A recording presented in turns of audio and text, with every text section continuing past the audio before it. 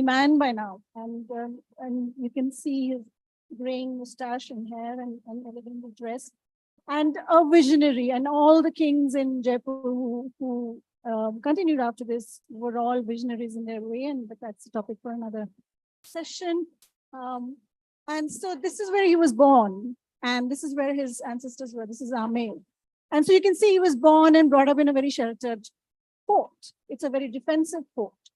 And this is the time when Aurangzeb is on the throne. So the Mughal power is already waning, and he gets this renewed energy to kind of announce himself as the new leader of the region, and descends from this fort to design a city on the plains.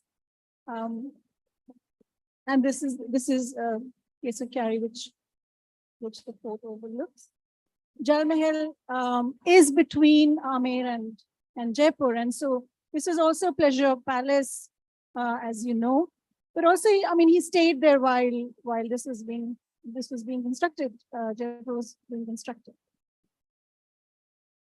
Govind Dev Ji is the presiding deity of Jaipur. Govind Dev, of course, some of you will know, has a fantastic history. He was discovered in Bengal, brought to Kanak Vrindavan, and then housed there for a bit, and then was brought to Jaipur as a presiding deity of the city. And this is a large, I wouldn't quite call it a shrine, but this is a large collage of Govind Dev Ji with Radha, who joined him later, and one of the Sakhis. And he's wearing a Diwali dress. How we know he's wearing a Diwali dress? Because it's black and silver, and the dresses we wear during our festivals echo the climate and the weather. This is where Govind Dev Ji lives. This is Govind Dev Mandir.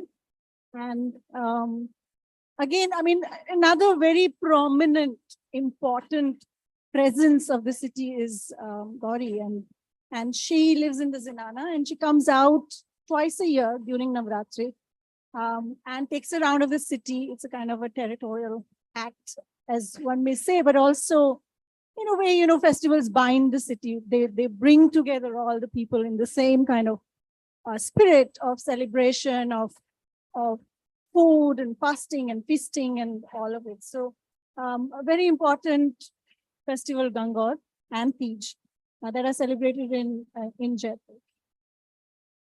This is one of the working plans of Jaipur while it was getting built. This is not quite the plan that we use today to show our projects. This is a work in progress plan.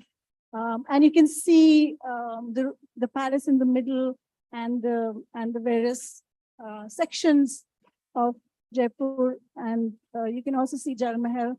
Here's the Nahargarh Fort and the Jaigarh Fort and the city wall. This is, you know, a line drawing of earlier line drawing of Jaipur. Now, at the heart of planning process or the design process, Jaipur was planned by Vidyadhar Bhattacharya. As you know, he was not an architect; he was a planner, and he was a diwan of Jai Singh. And sorry, architects, guys, but that is true. At the core of the planning system is the mandala. So mandala is not a square grid. It is a mental map that kind of envelopes the site, takes on the features of the site, and then you decide what is the significance of the site features in relation to the mandala, and then the design sort of evolves from that mapping and takes on a 3D matrix. And actually today it is easier to appreciate how mandala works, because it is a bit like parametric design. So you change one aspect of design and it has ramifications on the other. So nowadays softwares actually emulate what mandalas used to, we used to work with mandalas in our minds. Now we can work with mandalas through softwares. So reconstruction of the plan of the city. So on the top left, you have the site. There's a pre-existing lake. There's Nahargarh Fort. There's a Surya temple on the right. The site is sloping towards the north. So that becomes the obvious, position for the main road that connects east and west. And of course, even in Arthashastra, it's written that, the road should be at the highest point of the slope so that it doesn't flood. Common sense. But that is how the site sort of starts shaping up, and you get the side of the mandala which is the distance from the road to the main road, and then you can see how it sort of takes on the side features and reveals a city map of it.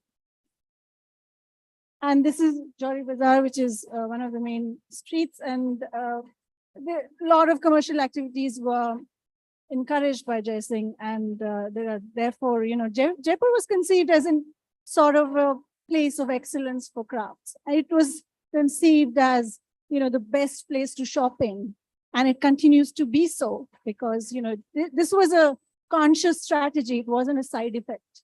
So Jai Singh made sure that he invited the best craftsmen from the region and even from the south to settle in Jaipur. He gave tax incentives, he gave land incentives.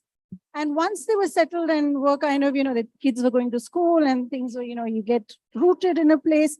And then he said that whatever you're producing, you're going to sell only in Jaipur. And gradually he started building the brand Jaipur, and which gave it its exclusivity and prominence as a center for excellence in craft. Okay, some old pictures of Jaipur. You can see the linearity of the streets. That's Jal Mahal, very iconic. I'm not going to go into details because I think I will. This is again a procession, royal procession that is taking place in Siriguri. Then there is the palace, and you can see the alignment of the palace with the temple.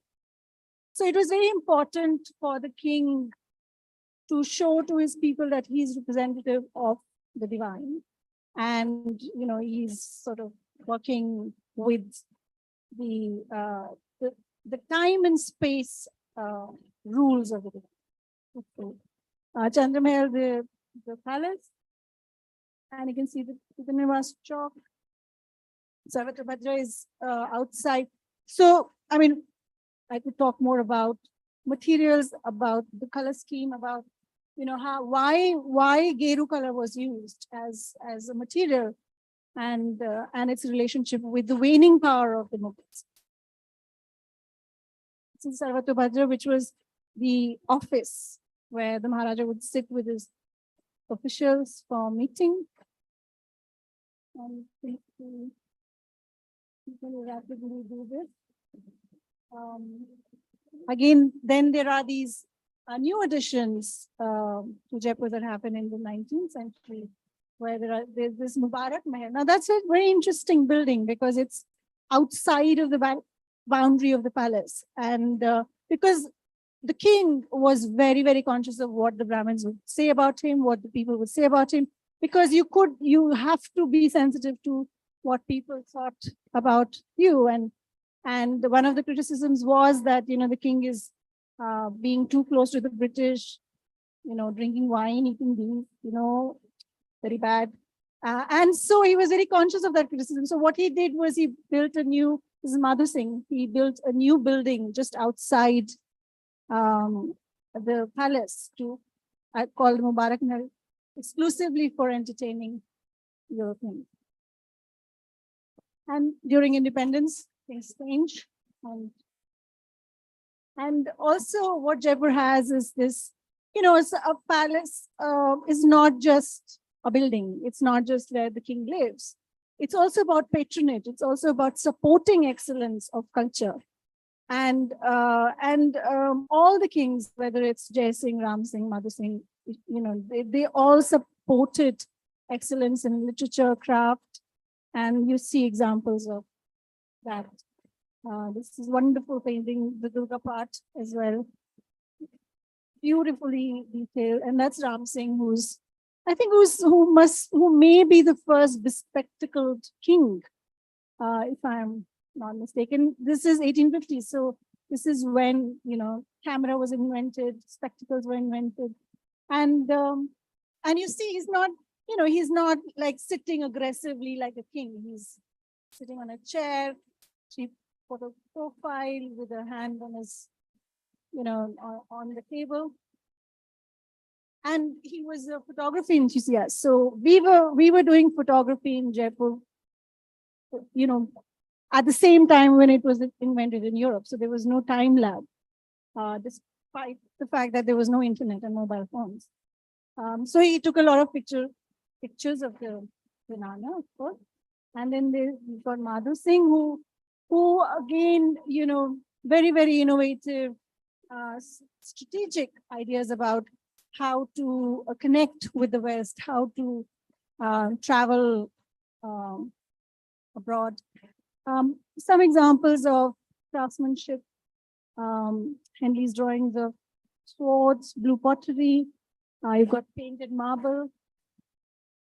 And it continues to inspire modern design. And this is Doshi's Vidyadhar Nagar, and there are references to Jaipur there, and also Korea's JKK, Jawahar Kala Kendra, which also is a sort of gives a reference to the shifted square and the 9-square mandala that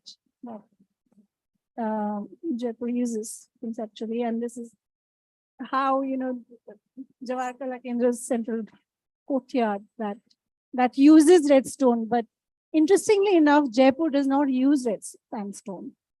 It uses chunam and geru in a way to look like red sandstone. Okay, I'm told I should be done. That's it. I think just to give you a glimpse of what historic cities were made of. And thank you. Now I think I will roll the program, so to speak, on that note, and I invite Ms. Kyunga Chung to talk about CO and sustainability.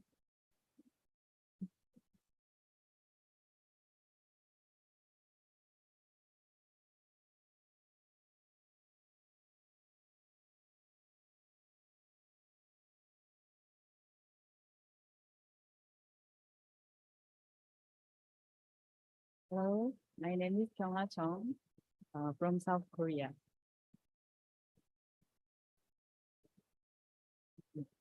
Yes, I have been working in Seoul Metropolitan Government for about 20 years, since 2003, and I'm mainly working in the urban planning and regeneration field. And now I'm working in UCLD at FAC for 2 years as second lead. And today I'd like to share, introduce the major urban transformation project, also historical, by Seoul Metropolitan Government. Yes, Seoul is the capital of South Korea, and the area is 605 square kilometers, and the population is about 2 million.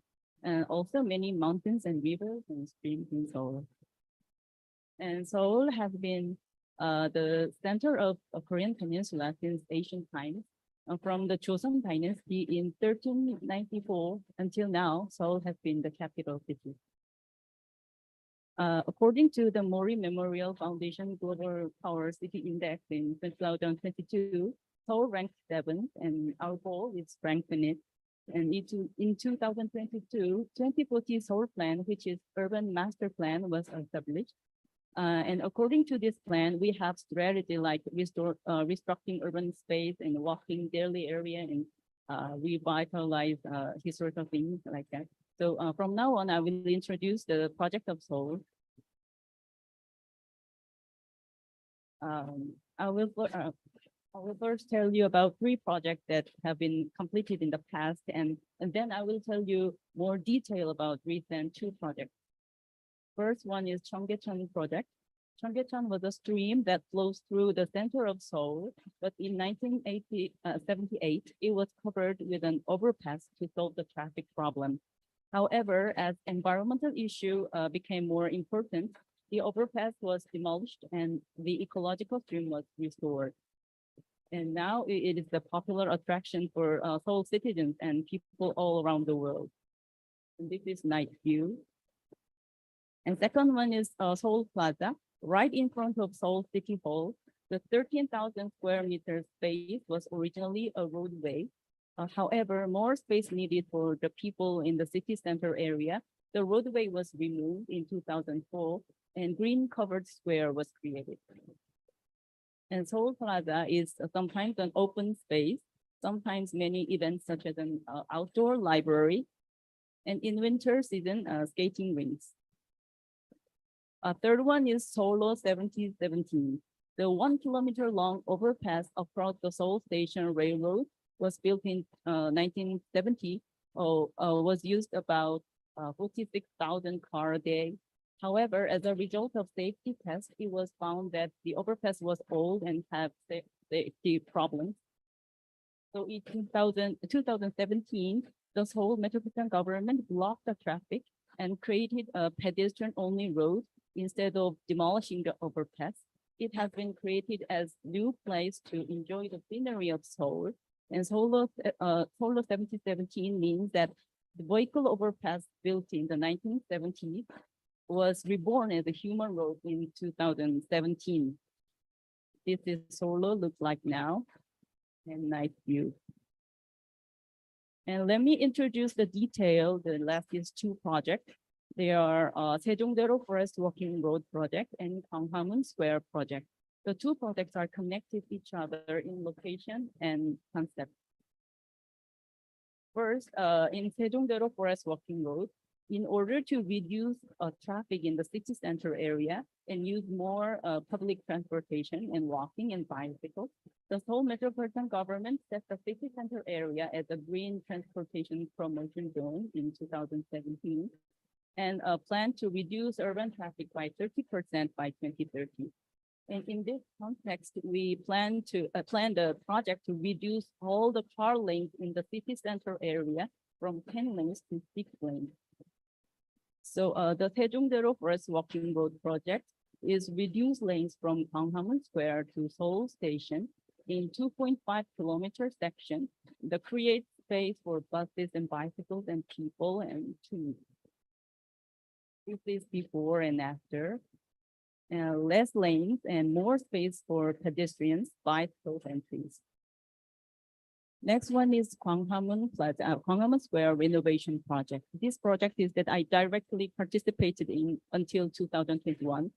Gwanghwamun Gate is the main gate of Gyeongbokgung Palace, has historically played a central role in Seoul. But during the Joseon Dynasty, it was a place where kings and people met, and the central space where many people visited and lined with public official buildings along this place. In particular, there was a high stage called Wolde, right in front of Gwanghwamun, which is as a passage for the king enter the gate. But however, in here, a big road was built during the Japanese colonial period and become a car-centered space with 16 lanes. And also, Wolde was disappeared and the big space for the people in front of Gwanghwamun was disappeared. Then in 2009, the square was first created with 10 lanes, reduced 6 lanes, and long-shaped square in the middle of the road. But the square was not a place to relax for a long time due to the noise of the car from the both sides. Sorry. And the last year, the August 2022, the new square was reopened. The Seoul Metropolitan Government reduced 10 lanes to 6 lanes and expand the square to one side so that people could come without crossing the road. Inside the square, there are 5,000 large and small trees and various amenities and heritages. This is current Gwanghwamun Square. Many events being held day and night, such as media facade and media wall with surrounding buildings. Next is challenges. Since the square is first built in the middle of the road in 2009, there have been many opinions that this is inconvenient to use and this square should be improved.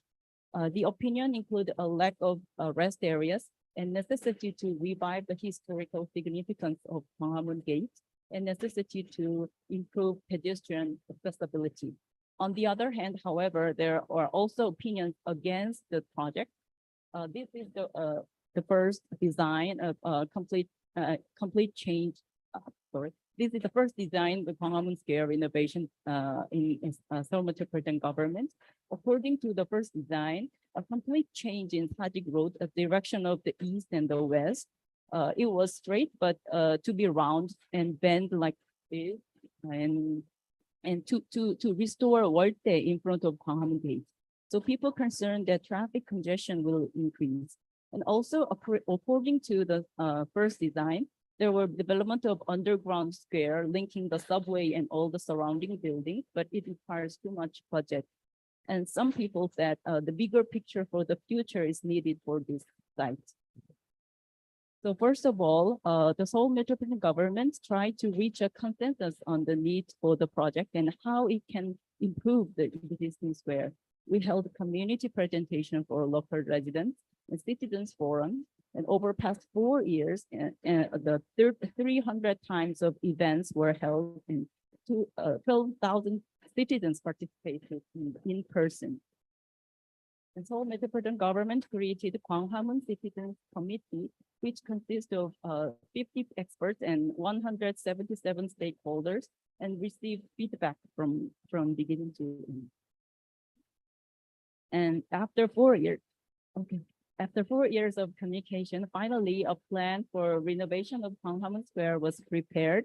The change plan was announced to the public by the mayor. We are going to restore work there in front of Gwanghwamun Gate, but only through the small change of road shape to minimize the traffic effect and preserve archaeological features in the square. And impact and feedback. Actually, a similar project has been carried out all around the world in Jakarta, New York, Paris, London, or maybe even in India. The Seoul Metropolitan Government is also trying to create a pedestrian-centered and sustainable and historical city in line with global trends. This is conclusion. Thank you. Thank you for emphasizing how a simple thing like this innovation can transform lives of human beings. Next, I would like to request Dr. Shikha Jain to present on safeguarding the living heritage of Rajasthan. The Director of Work. Good afternoon, everyone. What I'm going to present today is examples from 3 cities in Rajasthan where we have worked on urban heritage and management. I'll start with the first city. This is Ajmer and Pushkar. This is like twin cities. Since 4th century BC, that's what Pushkar dates from. And Ajmer, known for later the Chauhan Rajputs who created this. So this was identified under the Heritage program as one of the heritage cities to be undertaken, one amongst the 12 identified across the nation. And as part of this program, we were supposed to develop a city-level management plan, a Heritage plan, and also identify 5 pilot projects which were implemented between 2014 to 2018.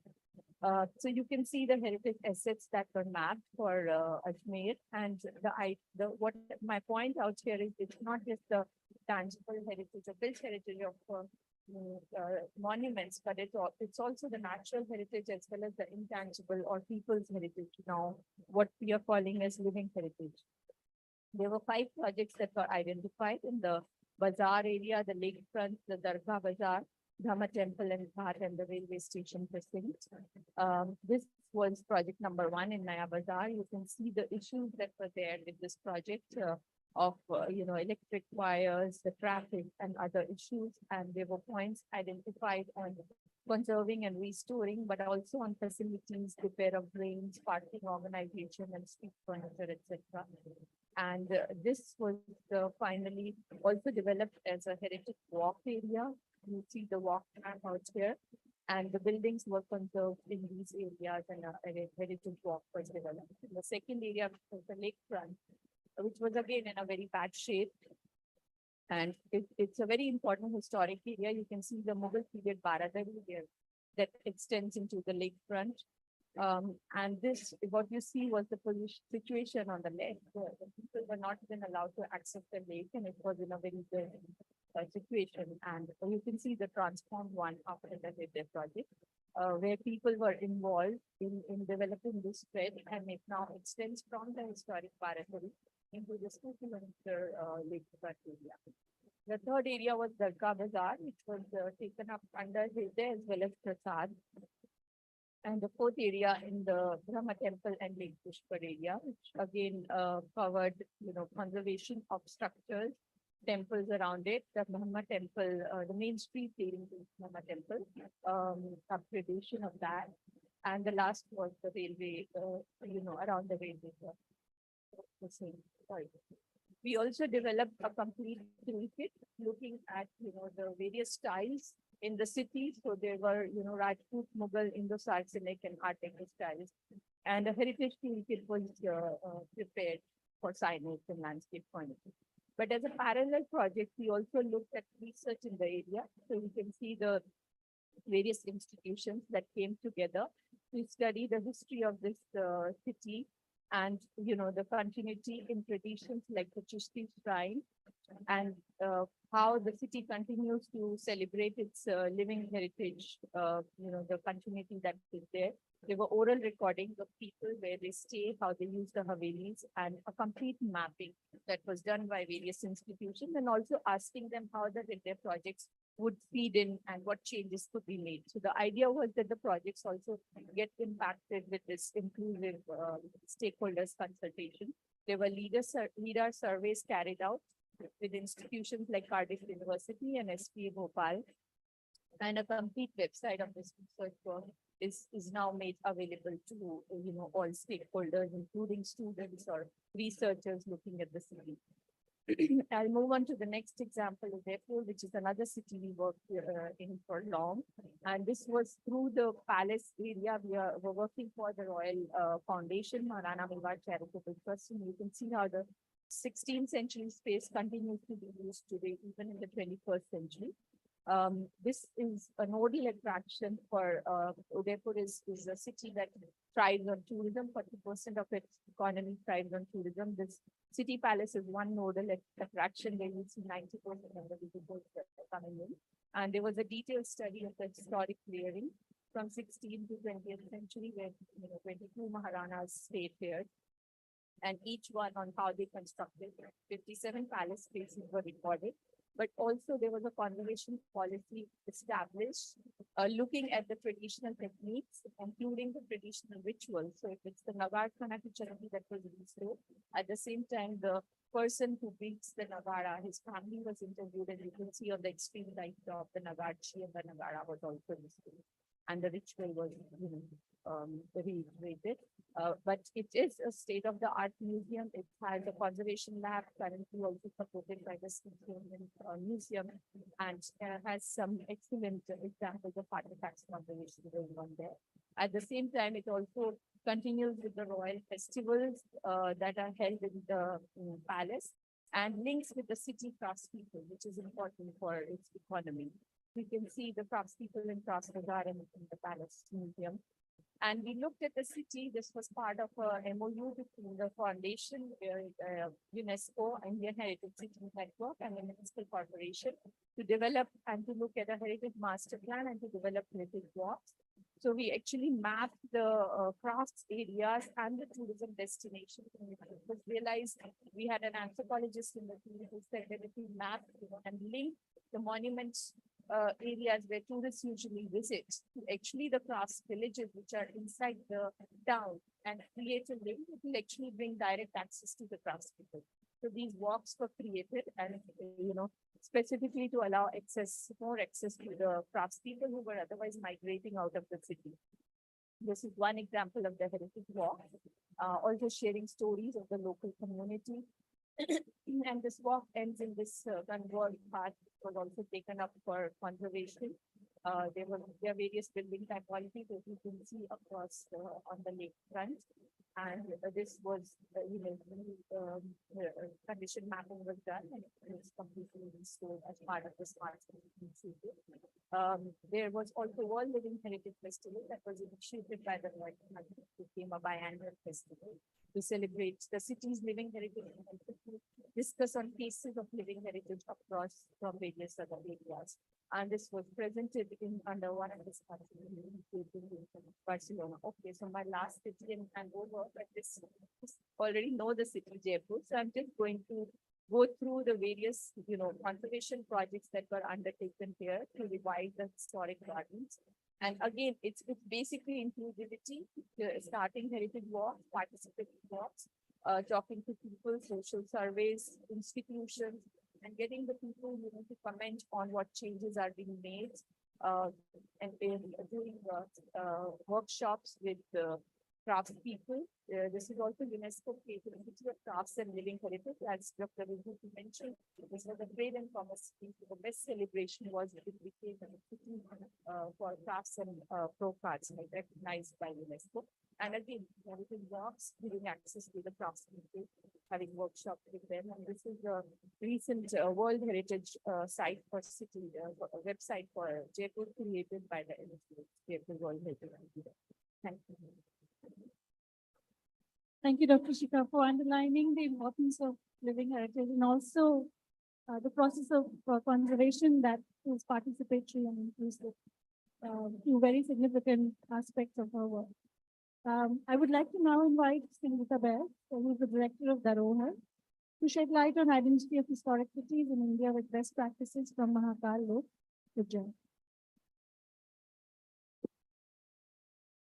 Yeah, good afternoon, everyone.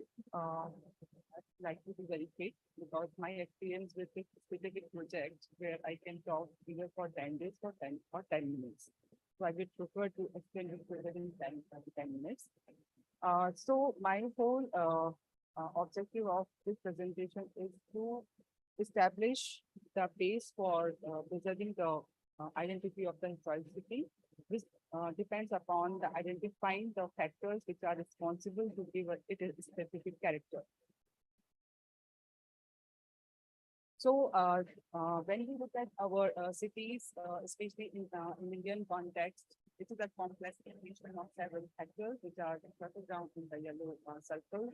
And we have a very complex equation, which are everything is knitted together to define a city identity, and equilibrium between all these factors are very essential if we really want to sustain our historic cities and its character. And with that, it's also important to respect the past, but also crafting for the future, because we are not stagnant at a time. We have living communities with historic cities, and we have to look for the future also. And we need to give with the transformations. We need to give that direction to the transformation in the 21st century. Similarly, the coming generation will look our these cities and give the direction to the coming generations. So I think Vibhuti and Shikha already have discussed about the character of the cities.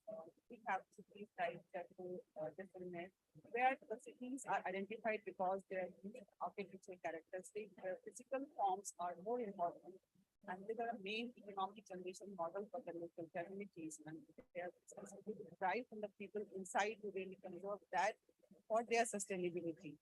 With that, also we have cities like Gwalior and Chandni Chowk, where I'm working right now. That Rajwada, where all historic buildings are there, is a highly commercial place in the center of Gwalior cities. There's also a center of the Lashkar. All the commercial activities are happening here. Some of the government buildings are there, and many other specific private buildings here. Because of the high commercial value, they have been replaced by new buildings. But in the city planning, the complete traffic really goes around this circle, but no one is able to notice the architectural character. Similar, we have Chandni Chowk in Shahjahanabad, a prominent district of Delhi, where cities have been transformed several times. We don't have much original buildings of 17th century, but still this space is very important to us. Everyone who's coming to Delhi would like to see the Chandni Chowk because of its building culture. the place is very important, association is very important here.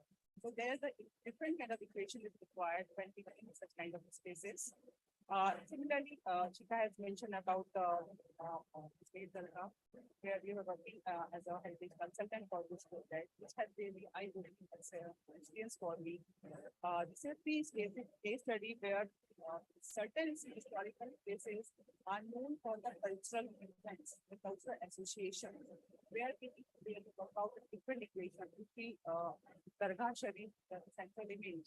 I might say that people are really so much associated with the Khwaja Sahib. They don't even see the physical fabric, architectural fabric. They are not much bothered about it.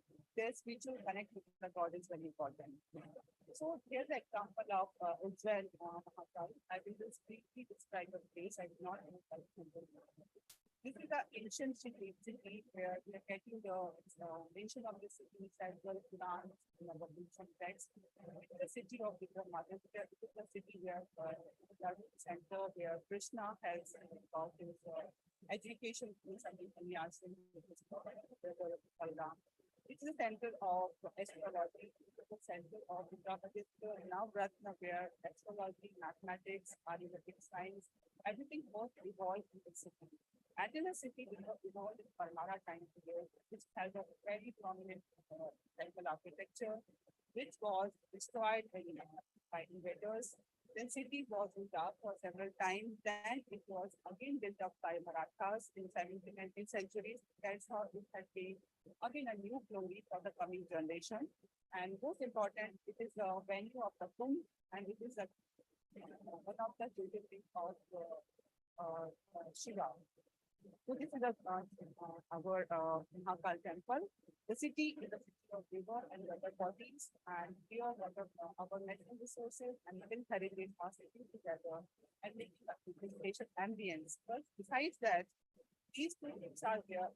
People and their culture is not there. This space is not available for anyone because the space was created in Maratha time period. River is existing and the venue of Kumbh Mela. In the city of temples, we have several temples. These temples were constructed in the 17th and 18th century, and many of the temples were reconstructed using old material. They were assembled together with civic identity in certain time period. We, in any case, wherever digging, they are getting out archaeological remains. And these remains in several historical buildings also there because these material were used. So this is the cultural identity. In the about that, we have a specific cultural traditions like Bhasma, we have river arti, we have several rituals, deep art. This is the flavor which is coming to the city. Now, when this is the taking place in the Jan, where Mahakal Savari, Panchkoshi Yatra, is the complete year is full of several religious festivals. This is the Kumbh, which happens once in a 12 years, and millions of people which have every year for different festivals and for this Mela. So now when we are working for this, the few challenges in the conservationist my approach is different, but as we see from the administration purpose, there's a different challenges they need to deal with, like crowd management. It's very important. Security, safety, infrastructure, are very important aspect of the city. That's how the Mahakal project was initiated by the Smart City, where they have integrated all these elements together so that they can manage all the need of the city in the current condition and upcoming generation. With that, it was required to strengthen the identity, architectural character, integrating knowledge, and appreciating several mythological events, depicting the story. Because now that people come to Mahakal, they don't know the story about what is, why this is space is important, a kind of historical culture that is there. So we wanted to reestablish as a learning center again. And also, of course, when our visitors are coming, they are getting knowledge by working in the city. So that was about it. And the same model, the upcoming project also shaping up. And also adding a new language for coming generation. From there, we need make the cities for tomorrow as well. So main important feature, this is the Mahakal temple and the lane, which you can see along the water body, which is this Sagar. That is the main site for development of the Mahakal Lok. This is a major open space to be created. The major element of this Mahakal Lok was 108 Shiva thumbs, that is depicting the 108 transform of Shiva. There's also a manikin for security, safety, lighting. So that people can enjoy on this corridor. It is also a directional. It is giving directing you towards the Mahakal temple. It is all designed using integrating temple architectural form of the region. There's a 54 mural walls, which is depicting the stories of Shiv Parana from specific creation to different events of Shivji. So it is connecting and easily telling the stories of Shiv, connecting people with the relevance of Mahakal. This is the way we have established a process. I will come to the another form. Yes. So this is the story of related at different panels. There are some additional panels here there because there's a connection of the specification. There's a 100 people from Shiv Vivaha panel. This is one of the Vivaha panels created. Find such panel there. So this is the gateway which was created. This is Nandi Gate where the inauguration took place for the Ujjain Mahakal where our this Mahakal corridor. This is a site vision. More than 500 articles have worked on it, and this is a site which has not conceptual transformation several times. We have corrected our own mistakes. We did a first artisan. Many artisans are not to go to the traditional techniques because that is in ground, drawing figures on the stone and how to bring expressions on the stones.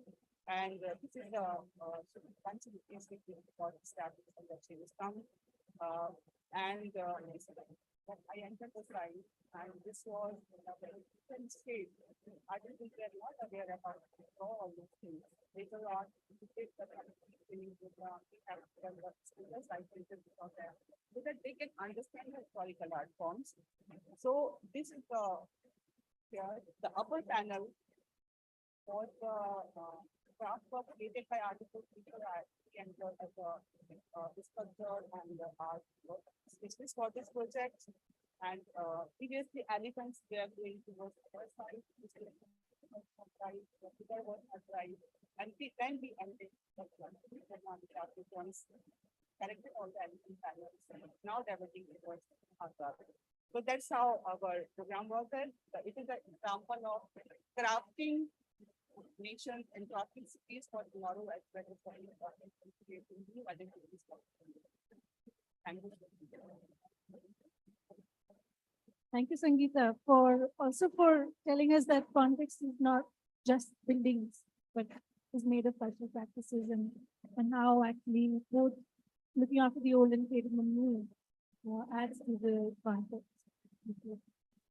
Next, I would like to invite Dr. Mitesh Kanaskar, who is the Deputy Director General of AIILFG.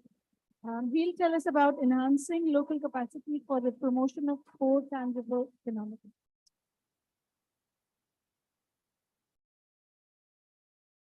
Esteemed dignitaries on dais and honorable delegates. Let me clarify that the earlier missing part, 4 dots is not a typo, neither the midnight work. It's just to focus on the latter part, which could many times get missed. So we'll be basically talking about the part which has been highlighted in the brochure as well, discussing needs and aspirations of the local communities and how we enhance those local capacities. One fundamental tenet is heritage is not just a brick and mortar phenomenon. That's why it was very interesting to listen to the earlier panelists talking about living heritage. So that becomes so crucial in the entire dynamics. So it's about human beings as well. So that's going to be the focus of this. Just to give few references in support of this. So UNESCO India talks about this inclusion, etc., etc. Uh, then talking about participatory, people-centric approaches to the entire thing. There are also other references I won't read out verbatim. One of my most favorite conceptual framework when it comes to urban heritage or any kind of heritage is from the Global Development Research Center, Japan, whereby it talks about a very multi-dimensional phenomenon and takes a four-dimensional look, if I may say, two dimensions plot along the time scale, long term and short term, and two facets are vis-a-vis the city and the other is about people. The red boxes are something to be more focused on. So basically, I'll be focusing on two dimensions of expanded horizons. The first dimension talks about the understanding vis-a-vis inclusion in people, this overall subject of heritage. So poverty reduction, very crucially, this framework by Global Development Research Center talks about heritage conservation and overall heritage discourse as a medium also for poverty reduction and also for community well-being, community participation. A bit off track, but community well-being, today being the World Health Day, 7th April, becomes so crucial for all of us, and it can be a very good medium. There are many heritage structures within slums in Mumbai. Uh, very different kind of structures, and unless we have participation and the other quality of life parameters taken into consideration for the local people, the overall heritage conservation will be absolutely a challenge. So basically, key focus for this very quick narration will be on the inclusion part of it, poverty reduction, with focus on the underprivileged population, community participation, resilience, and innovations. Uh, Let me emphasize that instead of having this as a theoretical discourse, I like to borrow from AILG's own field actions and innovations. Very diverse kind of field actions AILG has with urban populations, urban poor, rural poor, tribal poor. And that is the second expanded horizon I'll be soon talking about, that there can be a cross-sector learning as well. So that we can also borrow from the learnings from the other sectors and other domains, spatial domains too. Uh, the overall endeavor of ALAG is holistic, but it has very direct implication as well to the subject under consideration. I'll quickly skip this to say one thing. The second expanded horizon is about my understanding of urban heritage. One aspect of it is very rapid urbanization in India and many parts of the world, but simultaneously it is getting accompanied with a phenomenon whereby a very unique trend is being seen vis-a-vis small towns, medium towns. And those are going to have their very niche kind of place in the overall heritage dialogue as well. The other related, organically related aspect is current rural areas will be maybe a decade down the line, will be the small towns or even medium towns. So very different kind of futuristic perspective has to be seen for the dialogue. So the case for cross-sector learnings that we have.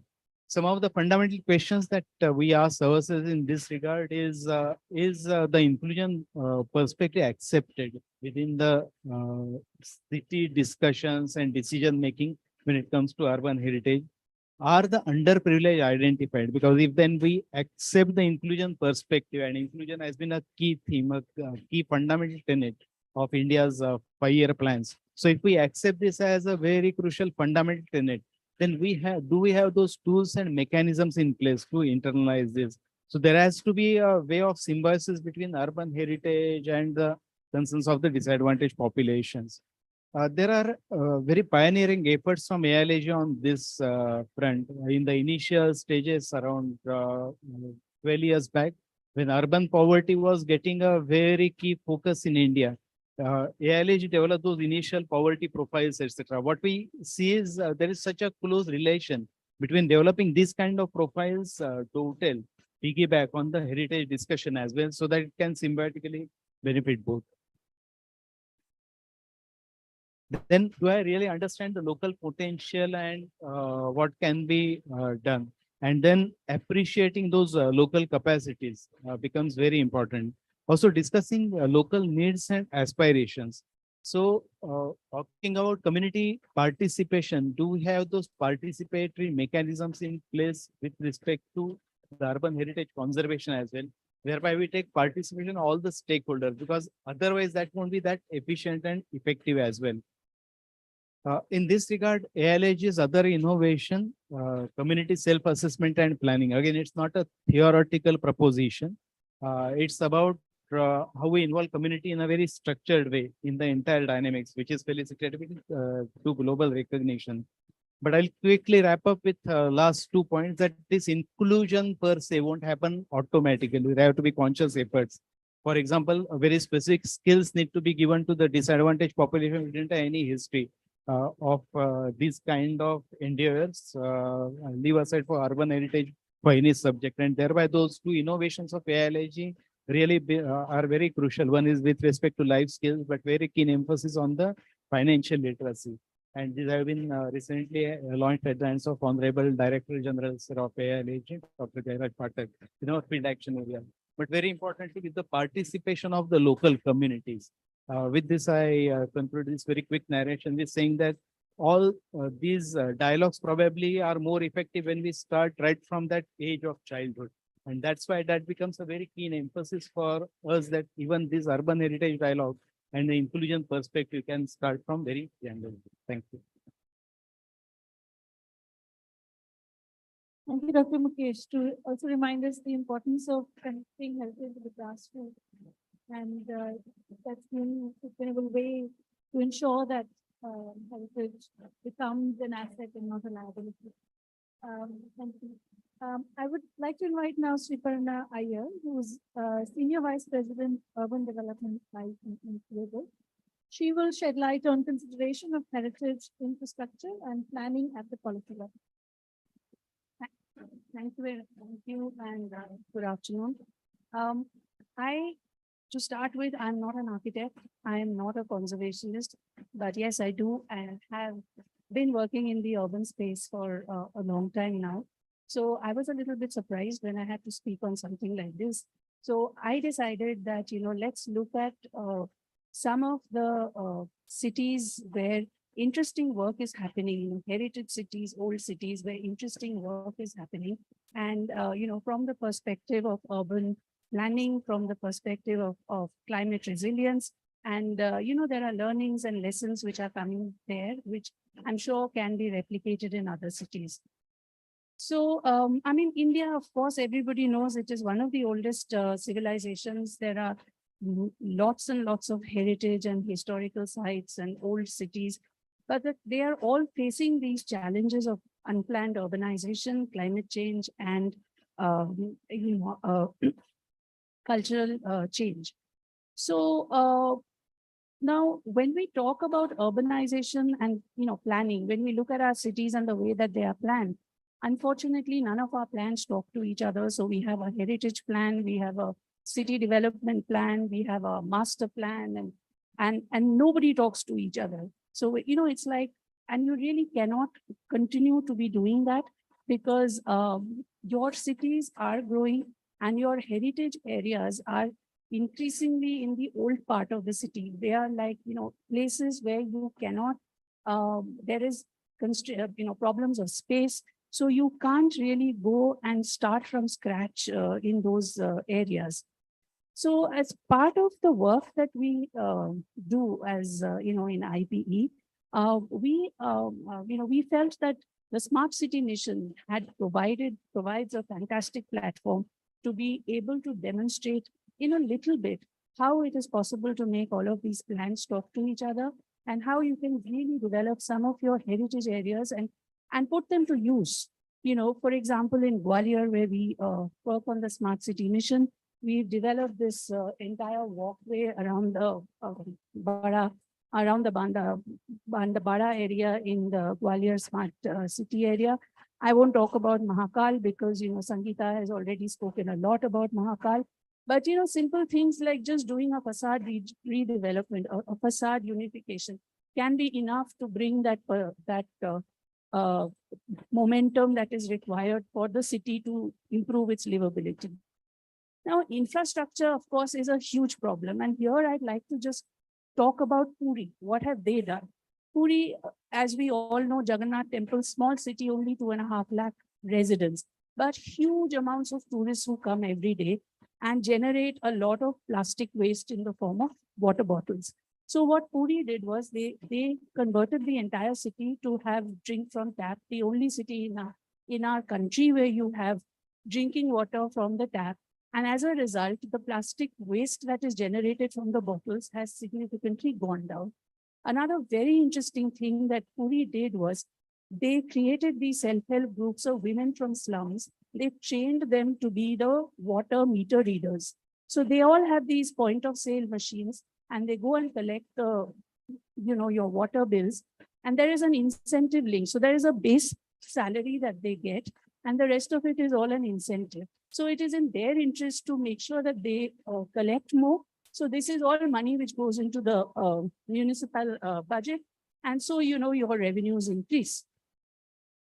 Another very interesting project that we looked at was, Lingaraj Temple, Bhubaneswar. Again, right in the, center of the city, where you have the municipal corporation building next to it, you have the hospital, you have the port, extremely congested. But there was a vision to convert this into a low emission zone. So what we did was, we worked with the city to actually come up with a plan, which focused on how can you control the climate impacts, because, traffic and dust were the two big things here, which were, of course, affecting the temple as well. And so these are workable solutions which are, easy to implement and they don't cost too much money. But again, this is how, integrating this heritage area into the larger city. Now, just another area that I wanted to talk about was how can you convert a liability into an asset? So you spend a lot of money and you do a lot of heritage, conservation, and then you expect that, okay, only tourists are going to come and, I'm going to get my money back. But can you also continue to use those structures? So what we did was, again, in Gwalior, as part of the smart city, the Moti Mahal was redeveloped. So now the Moti Mahal is, houses the integrated command and control center of the smart city. So it is used every day. And because it is used every day, it is maintained. Part of it has been converted into a digital museum and a planetarium. So again, it is used. It sort of pays a little bit for its upkeep, but because you have the government using it every day, the maintenance is better. One big thing about fund is, where you're going to find the money to do all of this conservation and heritage. So again, example, Mahakal, sorry, I'm not talking about the heritage part of it, but, Mahakal is a good example of funding from different sources. So these were all the sources of funds that were pooled together to actually develop this whole area. And, we all know what has happened. Similarly, for the government of Uttarakhand, we had done this tourism infrastructure development project where again, there was pooling of funds from multiple sources. So a little bit of innovation in how you can get money from different sources, of course, backed by a vision, can go a long way to improving your heritage. Everybody's been talking about the living heritage and the livelihoods. So I won't go into all these details, but just give you an example of one project where, again, we were working in Himachal Pradesh. It was an ADB funded project, which was hardcore tourism infrastructure. So what we did was we actually trained the women over there to make these pine needle handicraft. We then helped prepare business plans, marketing platform. There could be need for alternate skills, So why must it always be that you're looking at small bits of, improvements in livelihoods. So can we sort of look at it at a scale? Natural heritage, everybody's talked about, and here just one example of the work that we are doing currently with the Srinagar Municipal Corporation, where, the Doodh Ganga drain, which Doodh Ganga has actually now become a drain, but it's a river which passes through the center of Srinagar, and it also has a connection to the Jhelum River.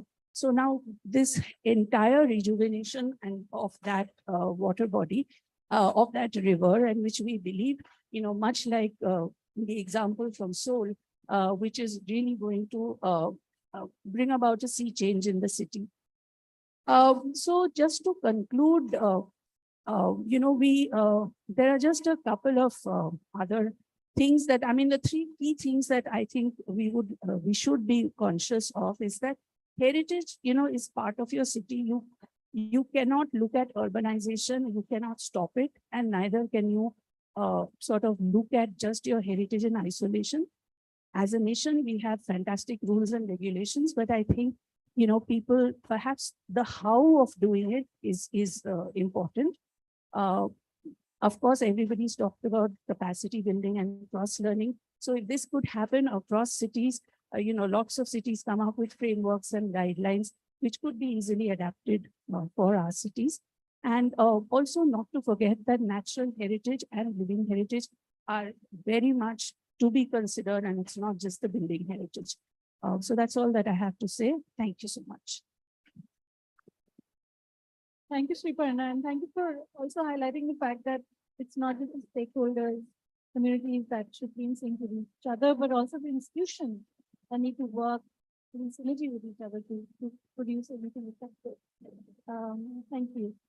Next, we have Dr. Arnav Gupta, who is a professor in Department of Urban Design at PA Delhi.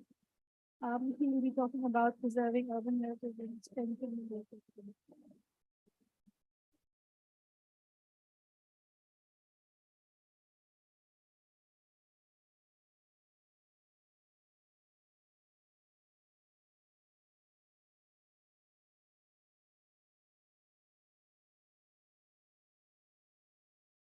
Good afternoon. Session just after lunch and all the previous session. No, that's a real green first. So I'll try and see how quickly I can say what I have to say.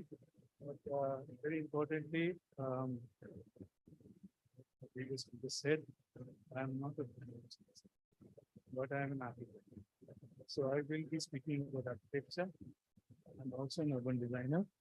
Therefore, I will be speaking about cities, and I will hope to see that cities in India are urban design to create what you have just seen on the screen, preserving urban heritage. The two operative terms here are about urban heritage and about local identity. These are terms which are unanimous and equivalent to many disciplines, and it includes disciplines of architecture design. That's why it is possible for me to connect with the topic and see whether, as a discipline, we have some good or not. I have been an urban designer in the Department of Urban Design in SPA. This department was bifurcated into two departments. One department was called conservation, at that time urban conservation, and now the Department of Architectural Conservation and Urban Design. And that's why my second slide is actually about differentiating that particular terminology. This is not an architectural conservation based topic. This is an urban conservation based topic, and that in this case, local identity is not about local craft or individual identities through local craft, but it is about urban artifacts. And that's why there is a difference in scale. And this difference in scale also has a difference in methodology. And that is why I think it is important for us to know where are we standing here. Are we actually looking at architectural conservation and therefore local identities, or we're looking at urban conservation and strengthening local identity through urban architects? So that's a fair. That's something that I leave it to you to. But I see it policy after policy, mission after mission, that we have not really clarified this term. And even in the field of academia, also in institutions, we have not really discussed the question of scale. So there are cities of all kinds and spaces within cities of all kinds.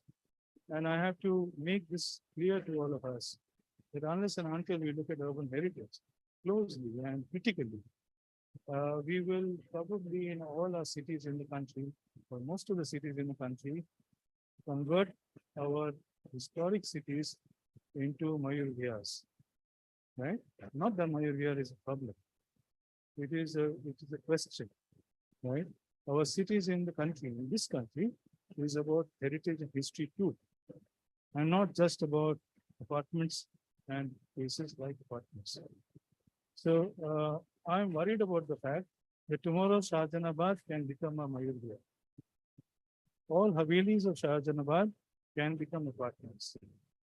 All gullies and mohallas of Shahjahanabad in Delhi can also become Mayur Vihar roads. And all parks that we used to think about with respect to plazas and courtyards and many things that we talk about will become narrow strips of green. Now that is what we are reducing our cities to. And I feel that that is where we play a role in the academia as well as in the profession. And this is the role that we need to look forward to us. Who creates our cities? And what do we do to make sure that these cities are also being created by us? So we go back to the maps of the past, like we saw all through the afternoon. And in those maps of the past, we find out various kinds of considerations. And some of these considerations are actually about mobility, or about where people gather, or how people actually move around in their everyday life, or even talk and discuss things. That is what we talk about in terms of culture. But these kinds of maps are important for us because it also means that it records transformation. It tells us about change. And that is why I think it's important for us to understand that change is not necessarily neutral. Change can also be benevolent. It is usually benevolent and hopefully so, but it can be also very, very harmful. Mapping helps us in recording change. And that is why I am also so interested in this kind of a map. In fact, our previous speakers and their projects were very revealing because these are projects of today. But these are also projects 3 decades back when I entered the profession of urbanization. Ahmedabad Municipal Corporation and the biggest heritage city of the world, or in India at least, or the longest, right, had a very dynamic person called Debashish Naik, who came to Delhi and started this entire idea of conservation in Delhi too. Debashish Naik went to Ahmedabad, and in Ahmedabad, he set up the cell in the municipal corporation, which today has become world famous. So it's not just Debashish Naik in Ahmedabad, but we also look at Mahakal Makum, Jain. And I go back to my thesis, which was about 30 years back, which I had taken on Mahakal. And I was trying to understand what did Rudrasagar now do today. Right? 3 decades back, Rudrasagar was green. 3 decades later, Rudrasagar is still green, but where is the Sagar in Rudrasagar? These are all questions that we have in our minds, but I hope that these questions will keep recurring. We are also doing things in Rajasthan in all the 4 heritage, so-called heritage cities, which are also tourist cities. One of them is not heritage, and that heritage city today is called Kota. And we have taken up Kota because simply Kota is today very strongly a matter of India and not just about tourists who come to India. And that is the reason why Kota becomes a part of us. Ask any youth, and they'll tell you how valuable Kota is for them. These are the things that I think the academia should also focus on. We also look at bylaws, and we see how the master plan of Delhi has actually not done its job, right? And that is what I think we keep on looking up from places to places. We find out that the citizens of the city are the biggest sufferers. Maps tell us about history. Maps also tell us about today. And what was a garden at one point of time belonging to a Mughal Begum is today everybody's space. And that space is not even recognized or understood by the citizens of the same city whom we call and invite to give speeches to us. These are all issues that we need to look at. Heritage is not about monuments only. Heritage is also about the everyday qualities that we have. And these everyday qualities is mapped by us, programmed into our understanding of an old city, put into the question of a fabric, and within the fabric, we understand through color coding what kind of markets might used to be there. And in the markets, what would be the processes and flows of goods that would be used from our old cities. Then we look at projects. Projects come much later. And sometimes projects overtake us because we feel that projects have to be done in a certain way. Builders, politicians, others who invest do not look at them in a certain way. So Havelis in Shahjahanabad are becoming old, let's say, becoming places of gathering. And these places of gathering are also becoming, golden Havelis or Dharampura Haveli, because we want to do adaptive reuse of Havelis. Now that is why we feel that the streets of Shahjahanabad, well documented at one point of time, given scale to itself, will tell us a little more in terms of the story of change, which is also about transformation. And that story of change and transformation can then talk to us about continuities. If we change the plinth of Shahjahanabad, we change this, which means that we change the idea that public can sit, right? And if the public can't sit next to a street, where will they sit? That's why they go to parks and then they find that there are no benches in parks. We can't sit. So you keep looking at ideas and see how ideas can be repeated. In our history today, good ideas are never repeated, right? They are always left as good ideas because somebody has to preserve them. And that is why I think we need to do all this. Chuttan Haveli is a very important case to us. It's 3 decades old in terms of documentation, but the Haveli is what we know today as Dharampura Haveli. 2 decades from now, students will only know about Dharampura Haveli. They will not know about this documentation. They will not know what it was in the past. But if you look at the ornamentation next to the staircase of Chuttan Haveli, and then look at the people who are guarding the Haveli today, you will realize Shahjahanabad is changing. Both there as well as in terms of the golden Haveli or any other Haveli that we talk about. Shahjahanabad has got many assets. The streets have become a factor of its architecture, but we have not chosen to keep its architecture alive. We have allowed it to grow and become something else.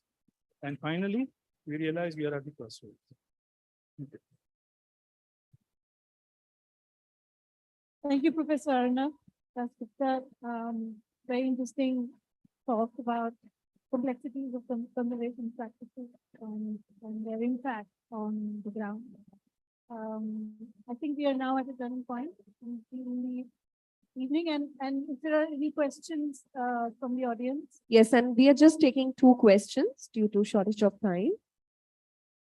So any 2 people can put across the questions to our speakers and the panelists. Got a question there? On the left.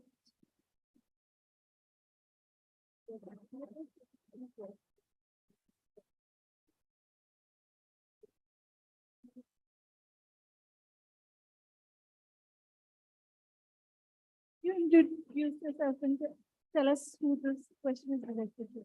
Actually, municipal corporation within Baliwar. My question is for Mr.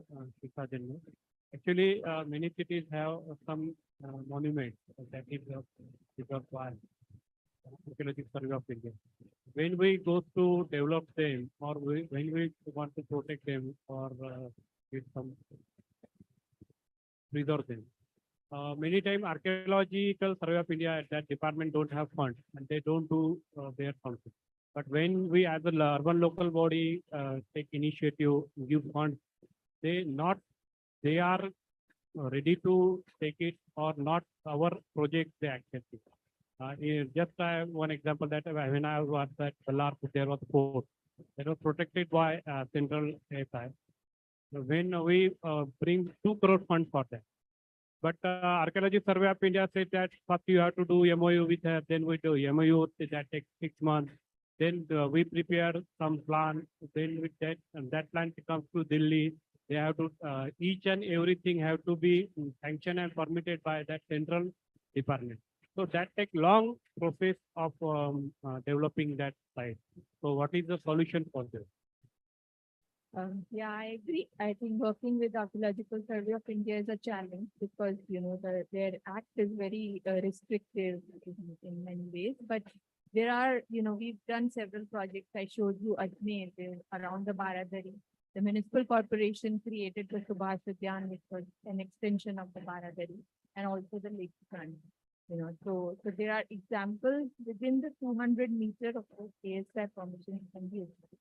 And we've executed projects. I mean, they may take a bit longer, but yeah, they do work out. And now ASI is getting more and more open. You have, a scheme called Sati, Samarak Sati or Samarak Sati, where they are actually engaging, corporates and other bodies and allowing them to do certain work specifically linked with amenities and vegetation.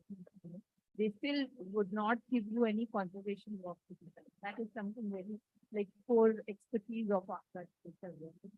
But we are working with them on, on their monuments in Maharashtra, complete master plans around the temple, including, looking at how inside the property also signage is benches, all those things.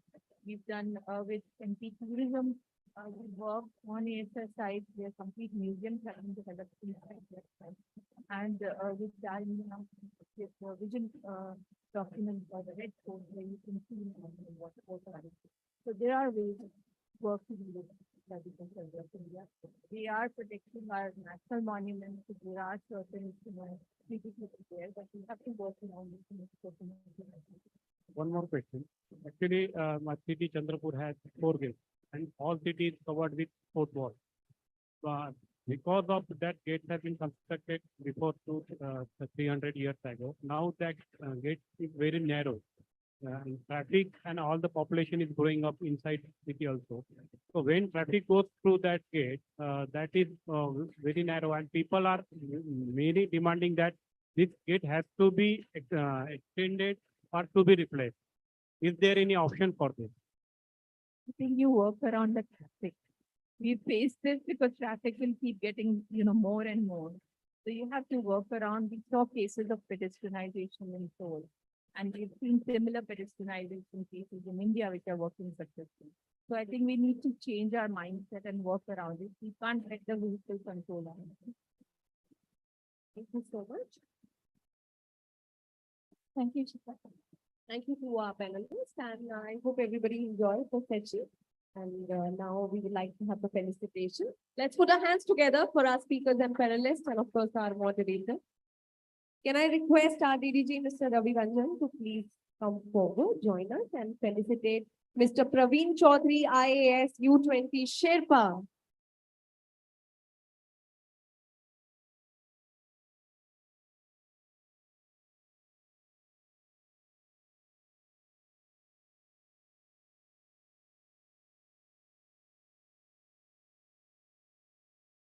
I would now like to call upon Arjun Sen to felicitate Dr. Professor Vibhuti Sachdev, who was the moderator for this session. Let's have Indrani Priyadarshini to felicitate Ms. Kyunga Chung.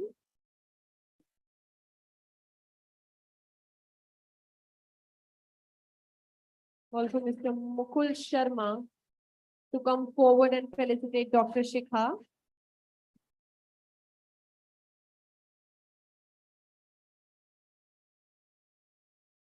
Mr. Pushpinder Singh to felicitate Ms. Sangeeta Baez.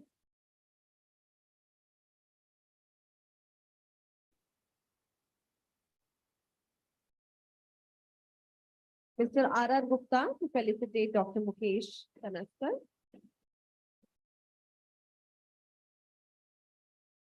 Mr. Prashant to join us and felicitate Ms. Suparna Iyer.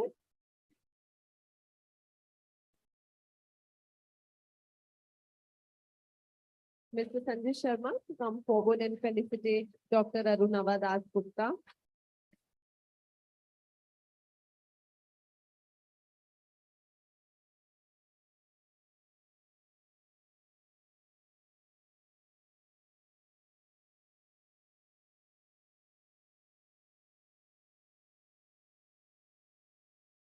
Dr. Arunava Das. Let's put our hands together, everybody.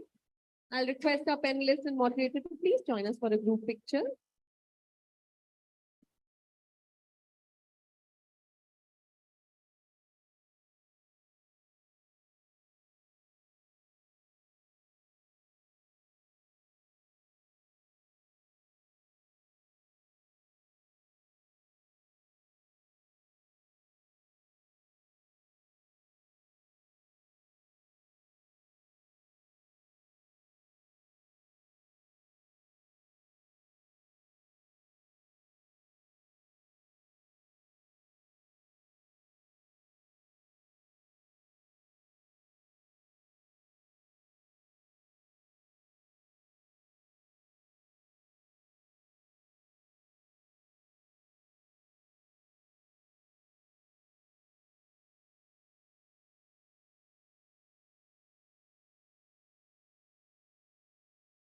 Thank you so much, everybody. Well, ladies and gentlemen, with this, we come to an end to all our technical sessions.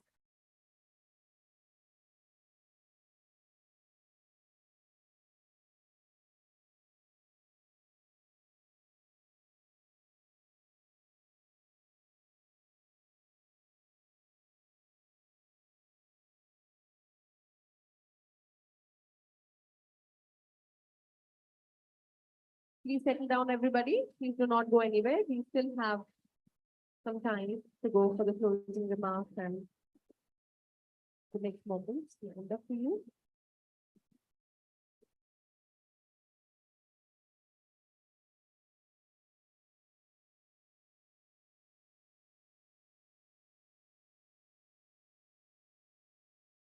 Well, ladies and gentlemen, it's a pride moment for us to have amongst us Mr. Satish Upadhyay, Vice Chairman, NDMC. He's an Indian politician serving as Vice Chairman of New Delhi Municipal Council, NDMC, and the former President of Delhi Unit of Bharatiya Janata Party, BJP. Let's put our hands together and welcome Mr. Satish Upadhyay. And now may I call upon on stage Mr. Kirit Parmar, Mayor Ahmedabad, to please join us on stage with a huge round of applause, everybody. Dr. Jairaj Phatak, Director General AIILSG, please join us on stage. Dr. Banadia, please join us on stage. Ms. Sunena, please join us on stage. Hansa ma'am, please join us. And of course, our DDG, Mr. Ravi. Can I also now request Hansa ma'am, DDG and our DG to felicitate Mr. Satish Upadhyay, who is amongst us.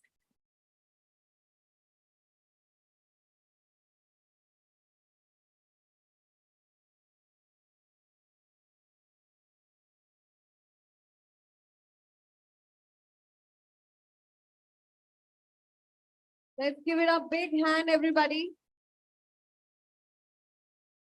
for Mr. Satish Upadhyay for gracing this evening. Thank you so much, sir, for joining us. And now I would like to hand over to our DG, Mr. Rafi.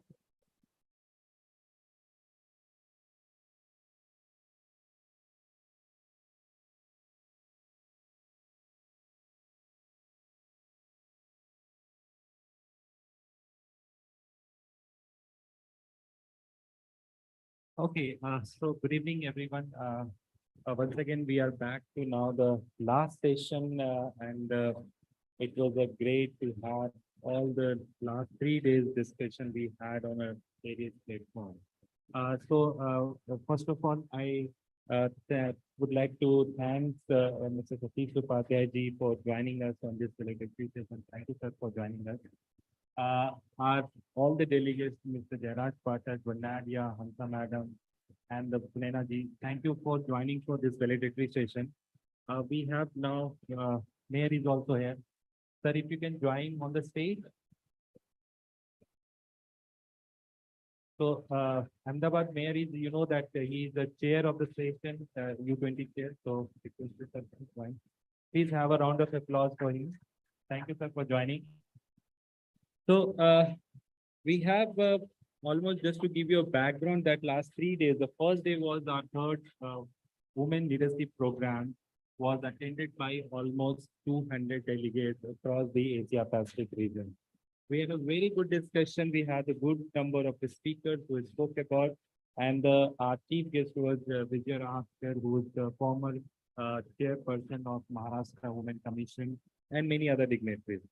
The 6th Asian City Summit was started yesterday in the morning, and we were fortunate to have the Cabinet Minister, Mr. Gajendra Singh Shekhawat ji, who is the Jal Shakti Minister at the moment, and he joined as a chief guest of the inaugurating of this 6th Asian City Summit.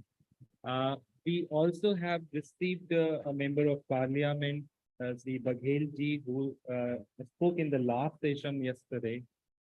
He is also the MOS Ministry of Law.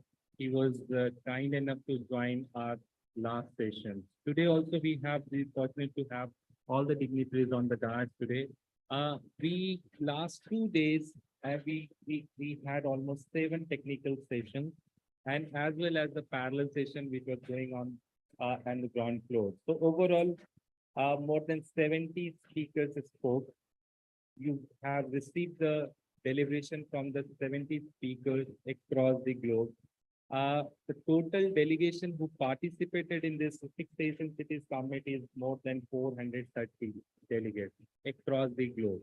We have more than 20 countries participation in this entire 3 days program, sir.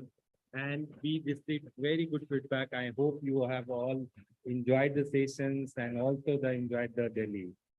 So thank you once again for joining this now, because we are in the last sessions and we want to summarize the entire 3 days discussion, and we are going to adopt the Delhi Declaration, which we generally do it after our summit. So that will be the last part. But before that, I would request, or I want to invite our Director General, Dr. Jairaj Pathak. Sir, sorry, sir.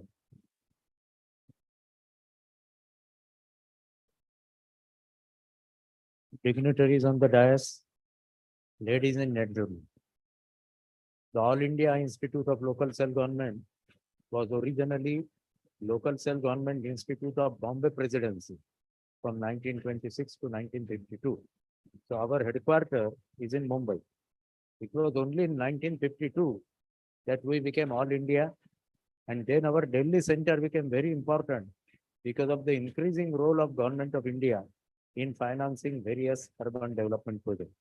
So our Delhi center is headed by Deputy DG Shri Guru, and he was instrumental in planning, execution, and actual deciding the guest speakers and all other details of this conference. So the conference by and large has ended successfully, and I congratulate Shri Guru and his team for the successful conduct of the conference. Whenever such major conference is organized by an institute or anybody else, the worry to the organizer is like similar to a bride's father. कि शादी ठीक हो जाना चाहिए. So all these details were worked out by Shri Guru, and I'm happy that the conference is almost 99% through. As Director General, I am a retired IAS officer who retired in 2015, and I am 68 years old. So my role was more like a bride's grandfather. So bride's grandfather also has some worry, but nevertheless the details are worked out and executed by the younger team. As a retired IAS officer, as far as the role of our institute is concerned, I will like to refer to an excellent book called Great Cities of the World by William Robson. of London School of Economics. In this is a comparative analysis of the administration of numerous what he called as great cities of the world. In India, the two cities chosen were Calcutta and Delhi. Mumbai was not chosen because when the book was written around 1970, Calcutta was the largest city of India and Delhi, of course, was the capital with its own long history and heritage issues. So in this book, in the chapter about Delhi, which refers to India generally, on page 427, William Robson says, there is no well-organized method of in-service training of local government officers and staff in the country, except limited efforts by the All India Institute of Local Self-Government, Bombay, the IIPA, New Delhi, and the three regional centers assisted by the MOHUA ministry at Calcutta, Lucknow, and Hyderabad. Originally, the government of India's initiative was through IIPA New Delhi, but IIPA cannot really cater to entire country. So 4 more centers were started. Calcutta University in the Eastern India, Osmania University, Hyderabad in Southern India, Lucknow University for Central India, and All India Institute of Local Self-Government, which was the only non-government institution for Western India. However, as it happened to the Singur project of Tata Nano car 50 years later, the same thing happened to Calcutta University Center of RCUS. The Calcutta University Center closed down with the result that the eastern and northeastern states were divided among other centers. So we, although we are for Western India, we also got Assam and Tripura out of the original jurisdiction of Calcutta University. So our main activity has been training historically. Now further, Robson observes that the municipal corporation officials have been seconded to training courses and study tours in India and abroad. But so far, this has not covered a large segment of the staff because training per se improves efficiency is not something which is shared by all. There is no systematic effort for staff development within the corporation and incentive plans do not exist to encourage those who undergo such training. Earlier, before the 6th Pay Commission, those who underwent such training were given advance increments or sometimes benefits for promotion. But when the salaries were increased, at that time, these additional increments were stopped. So perhaps the decision makers in Government of India can consider whether those who do the training to develop their capabilities can be incentivized in any way. So today, like this conference, our institute's main activity is consultancies and advisory services to local bodies. We hosted a World Mayors Conference in Jaipur in 1998 and another World Mayors Conference at Kochi in 2005. We had hosted 6 Asian cities mayors conferences. So this is the latest in this decade. Goa we had a few years back, but this is in Delhi itself. Delhi means participation of the important functionaries at national level can take place in a large manner. About the training courses, which was our original activity, our main training course is sanitary inspectors, where we train 7,000 students every year across our 42 centers. For municipal clerks, which was a course before SI, we have a course called LSGD, Local Self-Government Diploma, where we train 2,000 students. And of late, our important courses are now fireman's training. We have a fireman's training academy, fire academy at Vadodara, under the guidance of Mrs. Hansaben Patel, as well as nursing academies. So we are trying to improve the quality of urban governance in India in every manner. Our third activity, one of our speakers spoke in the preceding session, is the private sector has to spend 5% of their profit for the CSR grants. So these CSR grants, our center, IC Equity, Professor Kanaskar spoke in the preceding session, deals with numerous anti-poverty programs, also with the idea of preserving the culture and heritage of individual communities. Means there is a community on the western coast called Siddhis. They are known as Siddhis. In North India, they are known more as Hapshits. They are the Abyssinians who were brought as slaves by the Nizam Shahi of Ahmednagar. Some of the Siddhis became quite famous. Malik Ambar, who defended Ahmednagar Sultanate well against Shah Jahan's army, was a Siddhi, that is a Habshi, African. Similarly, one Siddhi Yakut worked with Sultana Razia, and allegedly he was her lover, which caused numerous controversies at that time, although there is no proof about that role. This Siddhi community, who are Africans, they are treated like scheduled caste or scheduled tribes wherever they are. So Professor Kanaskar has taken a major program for them in North Canara with the help of Mitsubishi Bank's CSR initiative. I was lucky to visit that program about a fortnight back. So all these communities in India, our multifarious society, they are also very much part of culture of India.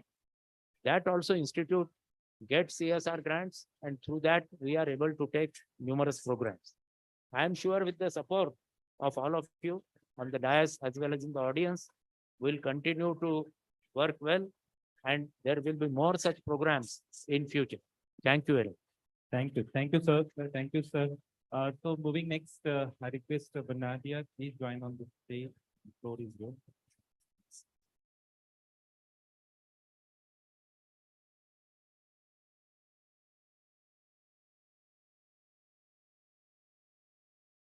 Very good afternoon. Namaste.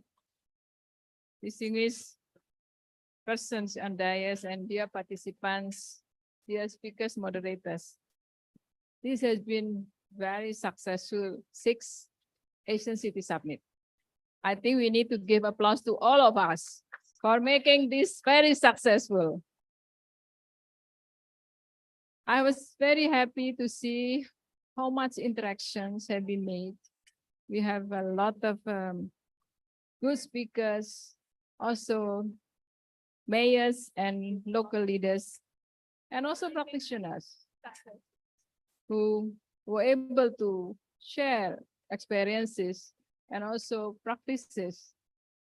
I think you agree with me that from the presentations, from the sharings that you have made during this 2-day session or 3-day session, we have seen already some changes. I was very pleased also to see the presentations about before and after, before and after. So there's changes possible. What the question we have now, how to upscale those changes, how to upscale into not only city level, but into national levels. And for us, and for me, I'm also happy to see commitment. I was at the Mayor's Forum just a few hours ago. I heard the struggles that the mayors have in making good performance in their own cities. We have different level of decentralizations. We have conducted assessments of 24 countries in Asia Pacific on the enabling environment rating on the good practices or good environments that those 24 countries have. Decentralization is the key. And this is still long way to have a perfect decentralization. Certain local leaders, local governments have limitations compared to other countries. But what we need to say is that we have to speak up together. Because if one mayor speaks, maybe no one will listen. And for us, we need to have a united voices of cities and local governments, leaders particularly, and making those changes happen. So this is the advocacy. This is a continuous advocacy that we need to see happening in this region. SDGs, if we do as business as usual, can only be achieved by 2065. 2065 is a long way to reach. So yes, we need really to have a commitment, and we need to have long partnerships and collaborations. And my last message here for this valley, for the closings, I want to hear actually what the strong message the Indian governments as well as the Indian local governments would like to say for G20 and Urban 20. I shared last time what the message the previous Urban 20s had. Italia focus on culture, focus on identity, focus on characteristics of the cities.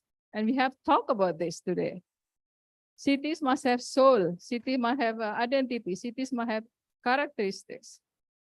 Last year in Jakarta, focus on quick recovery, economic, social, quick recovery, and focusing also on mental health from pandemic. So what the message that are we going to bring to G20 leaders from the urban side? And we are organizing this Urban 20 later in Ahmedabad. So now I understand that there will be declaration in which you will also be receiving this. This will, we should be able to give as an input to Urban 20 communique that will be released later in July, which will be submitted to urban leaders, G20 leaders later when you have the submit. So let me conclude once again. If we don't speak up, no one will hurt. So this is our chance. And one thing, what we do today in our city, for our city, they will affect our generation. You make a good plan, but the plans depends very much how this plan can be implemented, can be carried out. Do we have a bold kind of decisions? Do we have a very strong political commitment among us? This is also key. So if the communities are aware what the changes, what the transformations we want to put in our cities, then you are trusted by the community. So we should work together with community universities and all stakeholders. And I agree to have also engagement of private companies, because a lot of things, what happened here, are also responsibility of companies, private companies, multinational companies and others. So let's work together. And I also like to thank ALIG for amazing works to make this summit successful. So I really like to thank ALIG, Vice President, Advisor, and of course, Rafi and the team for a successful meeting. I think you really have to give applause to all ALIG colleagues here. And last, to all of us, let's continue, keep up our good works. Whatever small things we do just around us, then we can make a big difference in our society and our community. So hope, just one thing before I forgot, we are organizing a Congress of UCAG ASPAC in November, in which we will have election of presidents, co-presidents, council members, and executive bureau members. You are most welcome to attend. We are expecting around 1,000 participants to attend. And the theme is linking the growth, linking the dots. And this is what I'm hoping that maybe some of you will be able to see us in November in Yiwu, which is just 1 hour from Shanghai. So thank you. Wish you all the best. Thank you. Okay, great. Thank you, Vanadia, for always supporting this. And I think together we are growing faster. Thank you so much. Okay, so with this, I would request our chief guest for this session, Mr. Satish Upadhyay, who is the Vice Chairman of NDNC. Those who are not from Delhi, so I wanted to tell you that Delhi has one council that's called New Delhi Municipal Council, which has most of the Kannad place areas. I'm sure you must have visited. So he is the vice chairman there. Sir, floor is yours. Thank you so much, sir, for joining us. Please, sir, please have a round of applause. Please, thank you so much.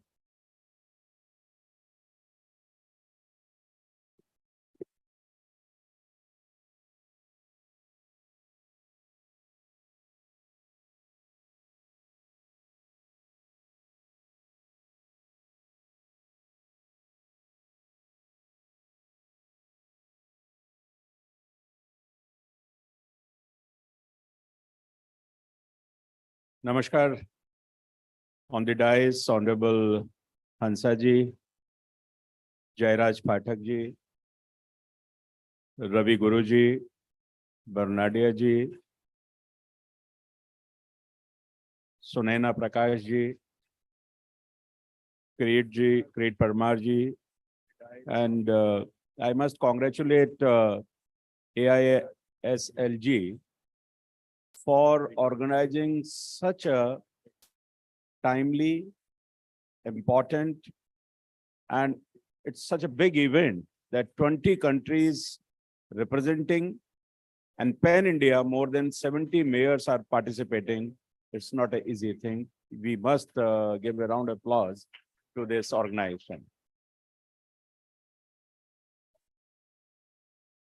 Healthy citizens are the greatest asset any country can have. And today is the World Health Day. So this is the main important thing for everybody. The COVID pandemic has brought the fundamental truth that the health and the well-being of our citizen must be placed front center in our urban planning and development endeavors. At the same time, the devastating effect of climate change and the stark reminder of the urgent need of innovative, sustainable solutions. This year's summit, with its own inclusive and resilient cities, could not be more timely to relevant given the passing issues and faced today. I will speak surely slightly. मुझे लगता है कि थोड़ा सा भारतीय परिप्रेक्ष्य को, भारतीय इतिहास के परिप्रेक्ष्य को, भारतीय संस्कृति के परिप्रेक्ष्य को, और आज जो ये प्रॉब्लम सिटीज के साथ हैं, जिन समस्याओं का समाधान हम कर रहे हैं, हम बहुत सारे डिस्कशंस भी कर रहे हैं, तो थोड़ा सा दोनों का कंपैरिजन जरूर हमको देखने की और करने की आवश्यकता है. This is the need of the hour, I would say. Bharat की संस्कृति में अगर हम देखें तो हमारे यहाँ श्लोक है कि सर्वे भवन्तु सुखिनः, सर्वे सन्तु निरामया, सर्वे भद्राणि पश्यन्तु, मा कश्चित् दुःख भाग्भेद. हमारी संस्कृति में हम अगर अपने इतिहास में जाएं, चंद्रगुप्त मौर्य के शासन को देखें, मोहनजोदड़ो हड़प्पा की संस्कृति को देखें, उस समय के पानी का जो सिस्टम था, वाटर मैनेजमेंट था, उस समय के जो जल निकासी के सिस्टम थे, उस समय की जो सस्टेनेबल किचन थी, उस समय की जो सीवरेज सिस्टम था. जयपुर अलवर से भी, राजस्थान से लोग यहाँ पर आए होंगे. अलवर के फोर्ट में अगर आप जाइए और पहाड़ के ऊपर, हिल के ऊपर उनके वाटर मैनेजमेंट को देखिए. अगर हम अपनी पुरानी हिस्ट्री को दिखाकर देखें, और जितनी भी, अभी मैं देख रहा था कि जहानाबाद की, शाहजहानाबाद की हवेली की बात हम कर रहे थे, कोई एयर कंडीशन नहीं थे, कोई भी एयर कंडीशन नहीं थे. सारे के सारे सिस्टम को किस तरीके से बहुत साइंटिफिक मैनर में, किस तरीके से जल की निकासी होनी है, किस तरीके से ये कूड़े के पहाड़ या ये वेस्ट मैनेजमेंट की जो हम बात आज करते हैं, ये सारी की सारी अल्टीमेटली क्वेश्चन है कि ये सब है क्यों, and who is responsible for all this. कौन इसके लिए जिम्मेदार है. हम जानते हैं कि प्रकृति दो प्रकार की है. एक प्राकृतिक प्रकृति है और एक मानव प्रकृति है. प्राकृतिक प्रकृति की हम बात करें तो वो 5 तत्वों से ही बनी है, इसके अलावा और कुछ नहीं है. और वो 5 तत्व हैं जिसमें जल है, पृथ्वी है, आकाश है, अग्नि है और वायु है. इसके इर्द गिर्द ही सब कुछ है. और आप ये देखिए कि ईश्वर ने ये सब कुछ हमको फ्री ऑफ कॉस्ट दिया है. इसकी कोई वैल्यूएशन नहीं कर सकते हैं आप. ये लगातार हमको प्रकृति ने सब कुछ दिया, लेकिन प्रकृति को हमने क्या दिया? और दूसरी प्रकृति है मानव प्रकृति। मानव प्रकृति है मन, बुद्धि और अहंकार। ये तीन चीजें मानव प्रकृति के परिचायक हैं। हमारा मन क्या कहता है, बुद्धि क्या कहती है और हमारा अहंकार क्या कहता है।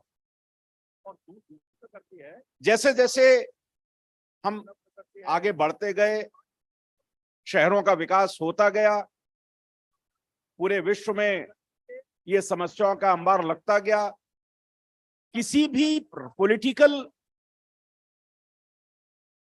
जो सोचने वाले लोग थे, पॉलिटिकल पार्टी के जो लोग थे, जो विचारक हुए, चिंतक हुए वेस्टर्न कंट्रीज के, हम वेस्टर्न कंट्रीज का एक थॉट प्रोसेस था और एक भारत का थॉट प्रोसेस था, उसमें कोई इस सॉल्यूशन को लेकर के नहीं आया। अगर मैं वेस्टर्न कंट्रीज की बात करता हूं तो उनके मूल में था अस्तित्व के लिए संघर्ष। मनुष्य को आगे बढ़ना है और जीना है तो उसको संघर्ष करने की जरूरत है। और दूसरी बात थी शक्तिशाली का ही अस्तित्व है, माइट इज राइट। जिसके पास बल है, जो ताकतवर है, वही आगे कॉन्कर कर सकता है, वही सब कुछ भोग सकता है। और तीसरी जो सबसे बड़ी बात पश्चिम विचारधारा की थी, वो थी प्रकृति का शोषण। This is the most important thing. हमने अपनी जलवायु का, प्रकृति का शोषण अपने, और इसका सबका, इसके बाद का अगर सबसे बड़ा अधिकार है तो सबसे बड़ी बात कि इस पूरे ब्रह्मांड में वैयक्तिक अधिकार की संप्रभुता है। यानी व्यक्ति का अधिकार जो है, व्यक्ति का अधिकार है, मनुष्य का अधिकार है, वही सबसे जरूरी है और वही सबसे आगे है। ये पश्चिम की विचारधारा है। भारत की विचारधारा क्या है? भारत की विचारधारा प्रकृति के शोषण की विचारधारा नहीं है। भारत की विचारधारा संस्कृति के कण कण में चेतना का वास होता है। कण कण में चेतना का वास है। कण कण में हम ईश्वर को देखते हैं, कण कण में हम भगवान को देखते हैं। और इसीलिए इस सारे के सारे सिस्टम में मैं गर्व से कह सकता हूं कि भारतीय जनता पार्टी से मैं, I am not talking any political, लेकिन पंडित दीनदयाल उपाध्याय, जिन्होंने इंटीग्रल ह्यूमनिज्म, एकात्म मानव दर्शन, रेलेवेंट है इसलिए मैं कह रहा हूं इसको, इसलिए नहीं कि कोई पॉलिटिकल बात मुझे करनी है। एकात्म मानव दर्शन, जिसको पहले समन्वयवाद कहते थे, उसको एकात्म मानव दर्शन के रूप में पंडित दीनदयाल उपाध्याय जी ने दिया। और उन्होंने कहा कि ये जो पश्चिम की विचारधारा है, ये जो पश्चिम में केवल और केवल प्रकृति के शोषण की बात है, ये पश्चिम में माइट एंड राइट की बात है, ये पश्चिम में सब कुछ आप भोग लो इसकी बात है, उन्होंने इसके विपरीत बात की। उन्होंने कहा कि ये एकात्म मानववाद जो है, कण कण में हम चेतना को देखते हैं। भारत के धर्म, भारत के आध्यात्म, भारत की संस्कृति में हम पेड़ों की भी पूजा करते हैं, हम पशुओं की भी पूजा करते हैं, हम वायु की भी पूजा करते हैं, हम पृथ्वी की भी पूजा करते हैं, हम अग्नि की भी पूजा करते हैं। और इसलिए हमको कोई भी अत्यधिक शोषण, यानी उन्होंने कहा कि प्रकृति और व्यक्ति दोनों एक दूसरे के पूरक हैं। जितना ज्यादा इसका आप शोषण करेंगे, उतना ही समस्याओं का अंबार हमारे सामने दिखाई देगा। हमें दूर जाने की आवश्यकता नहीं है। अभी कोरोना पैंडेमिक के समय में, प्री पैंडेमिक और पैंडेमिक का time and after pandemic, corona के समय में अचानक ही नदियां स्वच्छ कैसे हो गई? उतना ही सभी नदियां, दिल्ली की यमुना की बात करता हूं, जो इस समय नाले के रूप में है, जिसको आप खड़े होकर के यमुना, जिसको आप जन्मदायिनी, जीवनदायिनी यमुना और गंगा कहते हैं, आज दिल्ली के यमुना का हाल ये है कि आप पानी का आचमन, हमारे धर्म में है ना, आचमन करते हैं, आप पानी सामने लेके नहीं जा सकते हैं। लेकिन पैंडेमिक के समय में यमुना ने, प्रकृति ने अपने आप स्वतः ही अपने आप को स्वच्छ और निर्मल कर लिया। ऐसे ही वायु प्रदूषण, वायु प्रदूषण की प्रॉब्लम ही नहीं आई पेंडेमिक के समय में, क्योंकि आपने व्हीकल्स को बंद कर दिया। आपके पास आप जितना प्रदूषण कर रहे थे उतना आपने रोक दिया, बहुत सारी चीजों पर आपने अंकुश लगाया, प्रकृति ने अपने आप को सहेज लिया और आपके लिए वायु ठीक हो गई। मेरा ये कहना है कि जब हम सस्टेनेबिलिटी की बात करते हैं, हम रेजिलिएंट सिटीज की बात करते हैं, ये हमारे लिए बहुत जरूरी है कि हमारे मन, कर्म और विचार में ये जो यूज एंड थ्रो की नीति है, यूज एंड थ्रो की जो पॉलिसी है, वो पूरे हमारे जीवन में पूरी तरह से आ चुका है। अगर आप पुरानी दादी माँ की किचन को देखिएगा तो हमारी किचन सस्टेनेबल किचन थी। अभी मैं मास्टर शेफ का शो चल रहा है, उसमें एक दिन शो आया था जिसमें सस्टेनेबल किचन कैसे हो सकती है, तो उन्होंने हमारी दादी माँ या पुराने जो लोग हैं, जितने भी छिलके हमारे यहाँ से निकलते हैं उससे वो अलग अलग तरह की कुजीन बना रहे थे। ये हमारे सिस्टम में था, हमारी धरोहर थी, हमने सबको छोड़ा है। चाहे वो जल का उपयोग हो, चाहे वो सब्जियों का उपयोग हो, चाहे वो कपड़ों का उपयोग हो, हमने भोगवाद को एक्सेसिव यूटिलिटी, मिनिमलिस्टिक जितना आप होंगे, मुझे लगता है कि वो समय जल्दी आएगा कि हम सबको मिनिमलिस्टिक अप्रोच की तरफ जाना पड़ेगा। और अगर हम मिनिमलिस्टिक अप्रोच की तरफ जाएंगे तो ये जो बैलेंस है, जो डिसबैलेंस हुआ है, वो चाहे एक्सेसिव यूज ऑफ वाटर है, एक्सेसिव यूज ऑफ एनीथिंग, उससे आपको क्वालिटी लाइफ निश्चित रूप से मिलेगी। और मुझे लगता है कि हमको इस भोगवाद की संस्कृति को, इस यूज एंड थ्रो की संस्कृति के ऊपर विचार करने की, सिटीज को ये भी देखने की आवश्यकता है। एनडीएमसी में हम काम करते हैं और एनडीएमसी में हमारे पास बहुत सारी चुनौतियां भी हैं। मुझे अवसर मिला है न्यू दिल्ली म्युनिसिपल कॉर्पोरेशन में भी स्टैंडिंग कमेटी के चेयरमैन रहने का, और बहुत सारे इनिशिएटिव, बहुत सारे ऐसे इनिशिएटिव जिसको हम ले सकते थे, हमने लेने की कोशिश की है।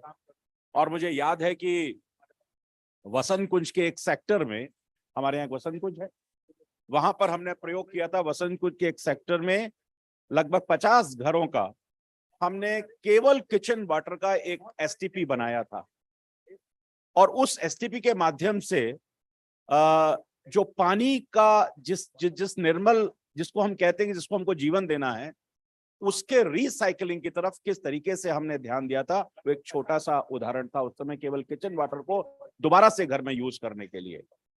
As far as NDMC is concerned, हम लोग बहुत सारा काम, बिकॉज हमारा विजन स्मार्ट सिटी का है, and we should be the global benchmark for the capital city, that's our target.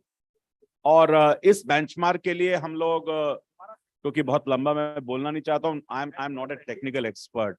इससे पहले जब इन्होंने कहा ना कि टेक्निकल एक्सपर्टाइज का सेशन था, तो थोड़ा हमको लगता है कि हम तो इसमें बिल्कुल अनपढ़ हैं, हमको मालूम नहीं है कि क्या है टेक्निकलिटीज, और बहुत सारी चीजें जो साइंटिफिक हैं, लेकिन हम जीवन की जरूरतों को बहुत अच्छे से जानते हैं।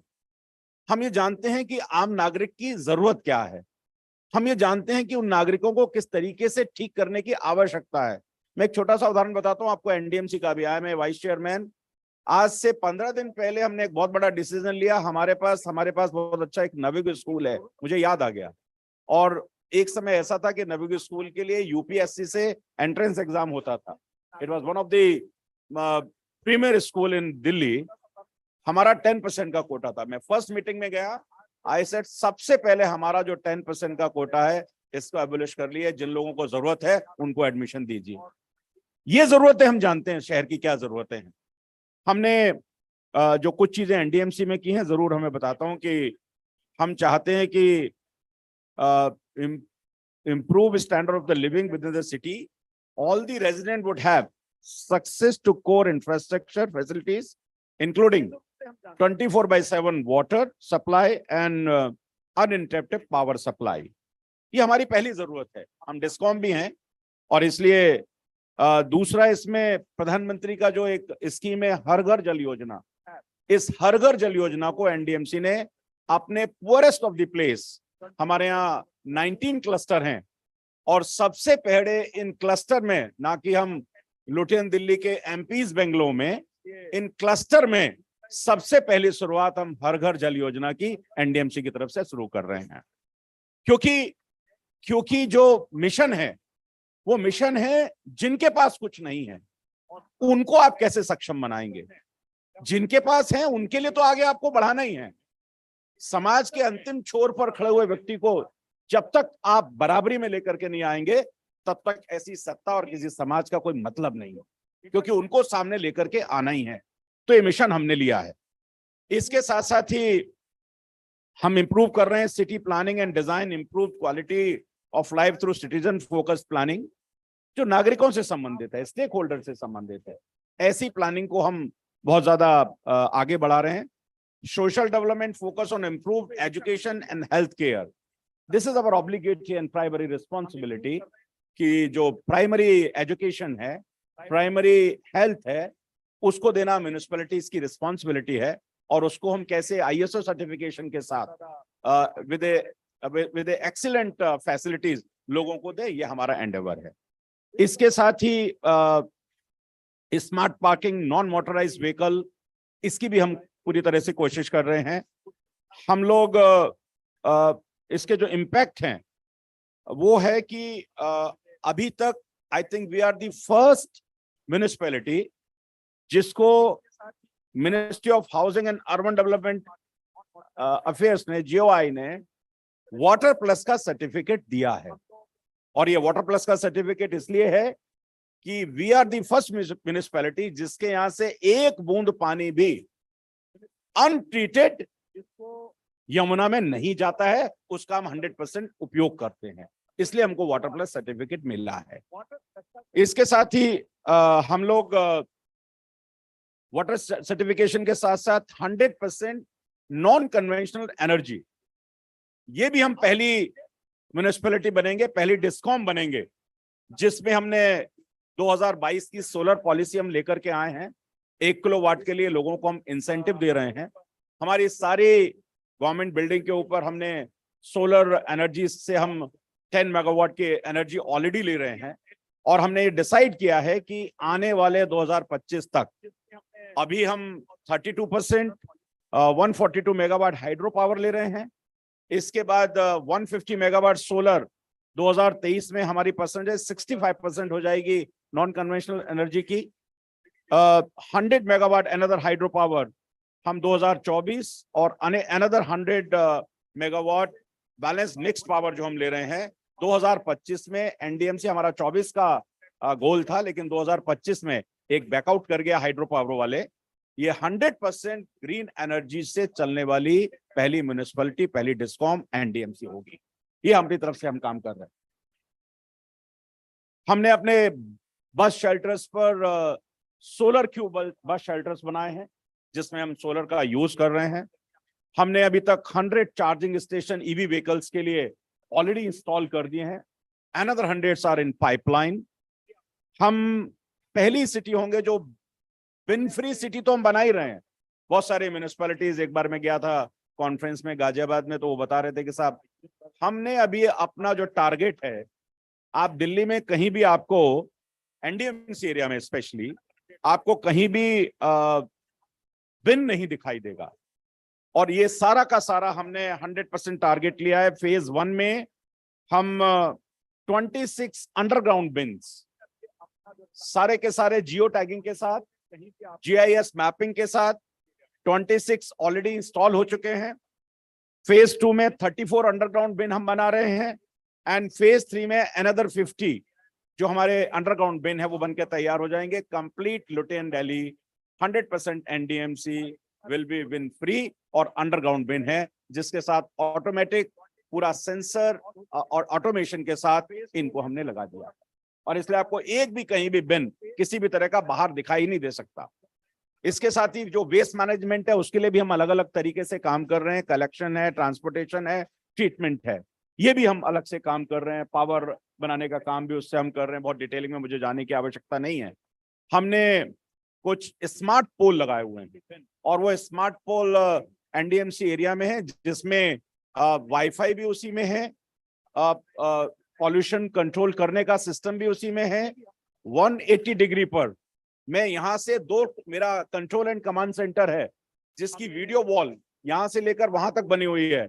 मैं 3 किलोमीटर दूरी से अगर वहां पर सुनैना जा रही हैं तो मैं उनको वहां से स्पॉट कर सकता हूं कि शी इज गोइंग, और ये व्हीकल है जो डिसओबे कर रहा है ट्रैफिक रूल्स को, उसके लिए भी हमने ये पूरा का पूरा control and command centre NDMC में बना हुआ है। इसके लिए भी हम काम कर रहे हैं। And many cases of robbery, many cases of theft, Delhi police हमसे बहुत सारा उसमें सहायता लेती है, उनको मदद भी करते हैं, तो ये हम काम कर रहे हैं। एक और काम हमने किया है कि अगर बहुत से लोग हनुमान मंदिर जाते होंगे, दिल्ली के लोग अगर हैं, तो आज से 1 साल पहले तक आपने देखा होगा हनुमान मंदिर की कंडीशन क्या थी, बैगर्स, ये सब लोग, आज एक भी बैगर आपको वहां दिखेगा नहीं। और पहली बार हनुमान मंदिर में हमने पूरे कॉम्प्लेक्स में, नॉट ओनली हनुमान मंदिर, इन अनदर 2 months पूरे कनॉट प्लेस में mechanical automated housekeeping and sweeping, ये हनुमान मंदिर और पूरे कनॉट प्लेस में एनडीएमसी इंट्रोड्यूस करने जा रही है। हनुमान मंदिर में ऑलरेडी हो गया है। वर्ल्ड क्लास टॉयलेट कॉम्प्लेक्स भी हम बना रहे हैं, बाकी तो हमारे बहुत सारे हैं ही, उसको हम कर ही रहे हैं। इसी के साथ साथ ग्रीन ऑर्गेनिक मैन्योर जितना है, हम लगभग 1 टन के आसपास 1 से 1.5 टन पर डे प्रोड्यूस करते हैं। 43 लोकेशंस हमारे पास हैं, और हमारा जितना भी मैक्सिमम ग्रीन एरिया है उसमें 100% अपना ही मैन्योर खाद जो हम बनाते हैं उसको हम यूज करते हैं।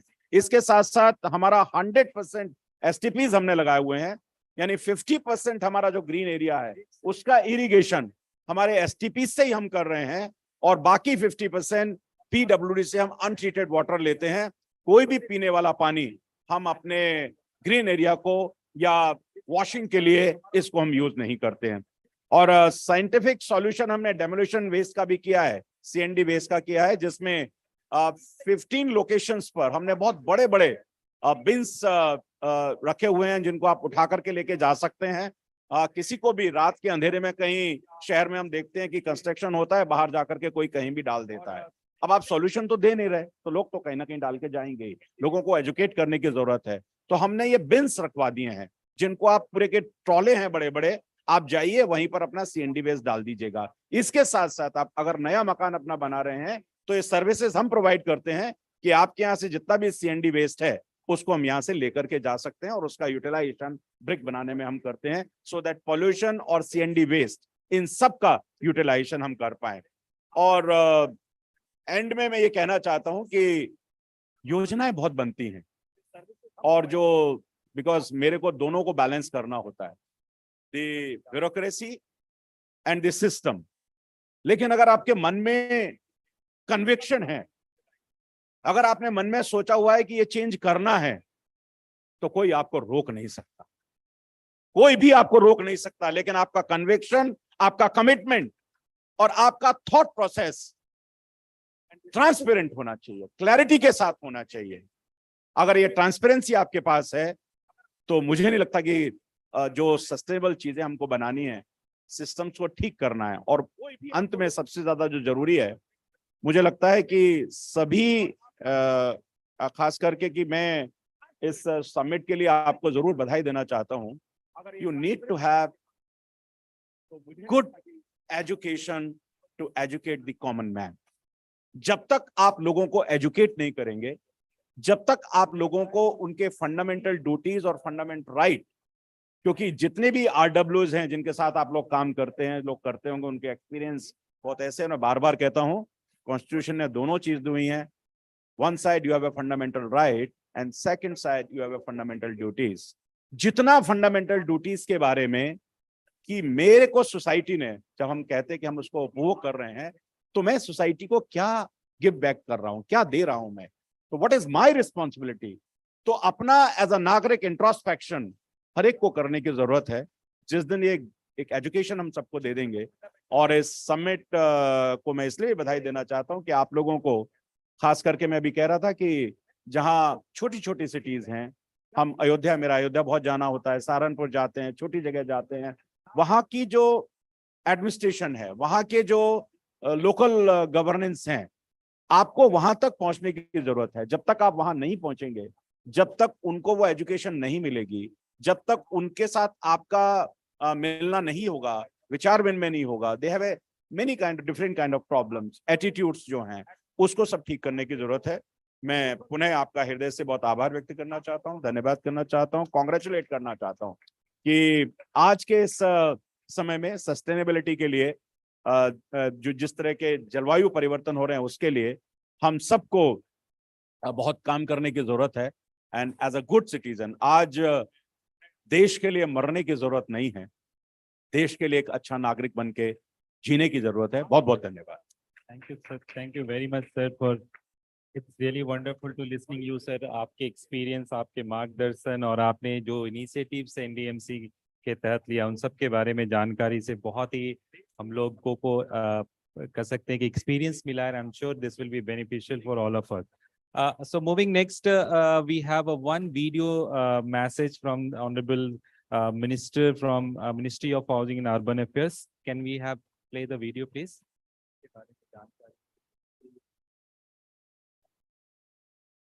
India Institute local Next, we have government के द्वारा नई दिल्ली में आयोजित एशिया के कई देशों जो आज इस कार्यक्रम में शामिल हो रहे हैं, उनके सभी प्रतिनिधिगण और आयोजकों का दिल की गहराई से आभार व्यक्त करता हूँ, अभिनंदन करता हूँ। स्वागत। सबसे बड़ी बात यह है कि हमारे देश के अंदर, बल्कि ग्लोबल तरीके से विकसित देश बनाने के लिए, स्मार्ट सिटी बनाने के लिए और स्मार्ट देश बनाने किस तरीके से काम ये संस्थाएं कर रही है, मैं उनका स्वागत करता हूँ। स्वच्छता के विषय में, आत्मनिर्भरता के विषय में, लोकल फॉर लोकल स्थानीय चीजों के उत्पादन में, लोगों को सुविधाएं देने में, गरीबों को, आर्थिक रूप से कमजोर लोगों को आवास उपलब्ध कराने में, स्वच्छता में काम करते समय स्वच्छ भारत बनाना, स्वच्छ गांव बनाना, स्वच्छ शहर बनाना, कचरा मुक्त बनाना, इसके लिए जो तेजी से काम हो रहा है, इसमें लोग सेल्फ डिपेंड होकर के काम कर रहे हैं। आगे बढ़ाने के लिए विकसित भारत, आत्मनिर्भर भारत जिस तरीके से काम कर रहे हैं, तो सभी देश के लोग जो आकर के इसमें शामिल हो रहे हैं, तो उन सबका बहुत बहुत आभार भी व्यक्त करता हूं। सभी लोगों से इस संबंध में मैं अपील करता हूँ कि समावेशी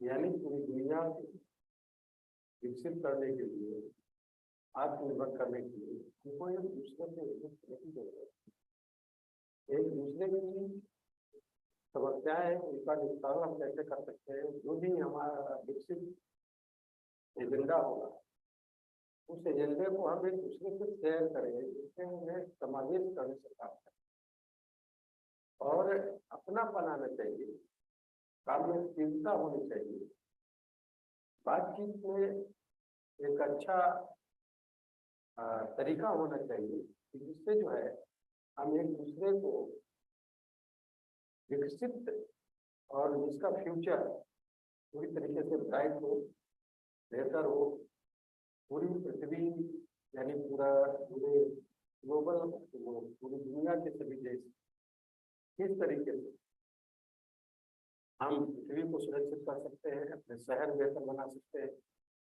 और प्रदूषण को खत्म करके रख सकते हैं। हर चीजों पे हम आगे बढ़ करके जाए और जीवन को कितना जीवंत बना सकते हैं, इसके लिए सब लोग जो काम कर रहे हैं, आप सब लोगों का मैं आभार व्यक्त करता हूँ, धन्यवाद करता हूँ। इस सफल कार्यक्रम के लिए आप सब लोगों को बहुत बहुत बधाई, सब लोगों को शुभकामनाएं।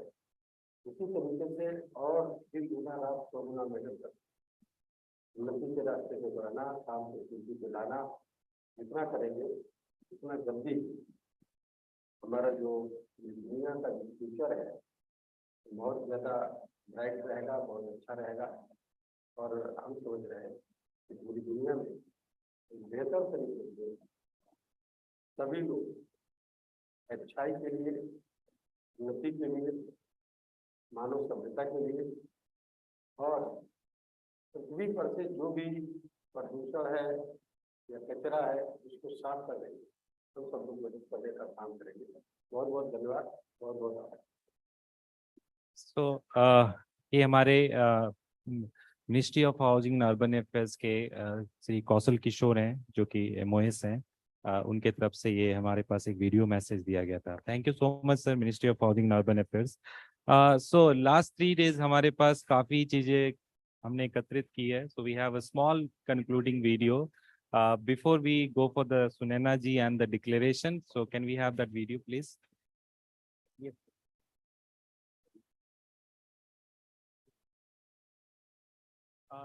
ऑर्गेनाइजेशन और सस्टेनेबिलिटी की बात कर रहे हैं और देश के प्रधानमंत्री बार बार कहते हैं, मेरी बात को अन्यथा मत लीजिएगा, ये जो सिंगल यूज प्लास्टिक है इसको आपको अपने समिट में बिल्कुल यूज नहीं करना चाहिए। This is my submission, don't take it otherwise. क्योंकि हमने अपने NDMC में सब जगह ये लगता है कि इसके बिना कैसे होगा, मन की सोच है, अगर आप सोच लेंगे ना तो इसका भी ऑल्टरनेट है। Thank you sir. Thank you. मैं आपको बोलना चाहूंगा था, कल तक हमने इसी स्टैंड पे थे, बट कल हमें बहुत कंप्लेन आया कि पानी की व्यवस्था नहीं हो पा रही है। डिक्लेरेशन दीजिए, लोगों को बताइए। नहीं, हमने बताया लेकिन थोड़े से कंप्लेन आ रहे थे, तो that is why we did. But yes, I agree completely, we should not use this. Okay, so can we have concluding video please?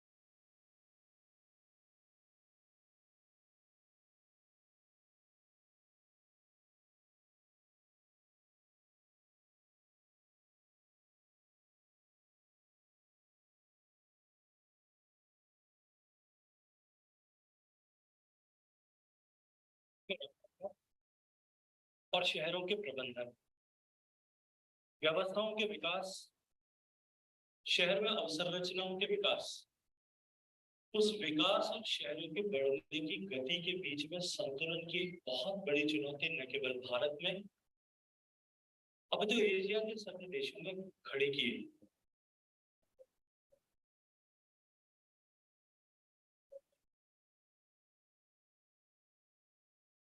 प्रधानमंत्री जी अंदर पहुंचो में तालाबों में सुधी लेते, ये पुनर्जीवित आप हो रहे दादा जो जीवित थे मर गए थे, पुनर्जीवित निकाला मोदी जी के जमाने में।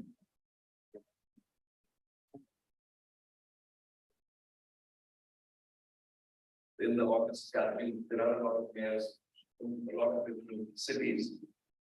I think I echo their concerns when I say that we should very bravely accept the fact that we have imitated the idea of local governments. I think we have not entirely imitated it. Recently, the Honorable Prime Minister was in Indore for Pravasi Bharati Sammelan.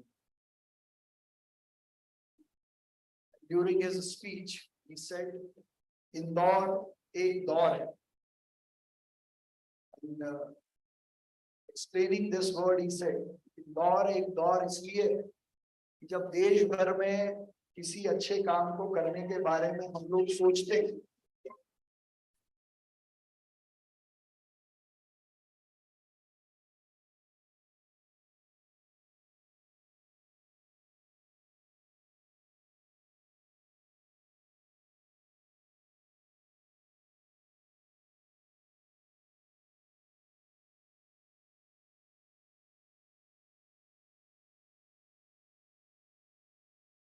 Okay, so we tried to capture the moments for last 3 days. Thanks to all the team who has done this.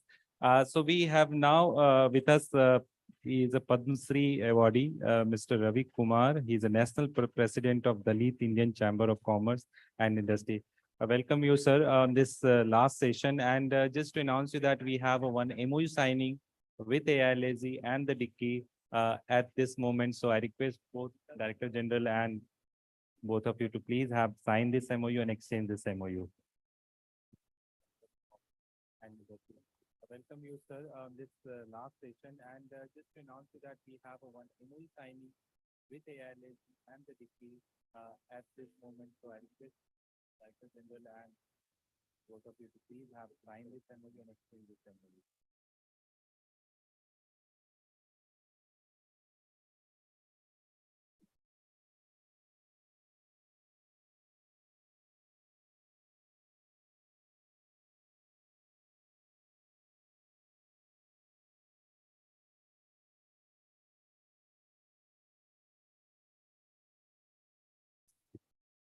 So can we have exchange of MOU between our Director General and Ravi Kumar ji?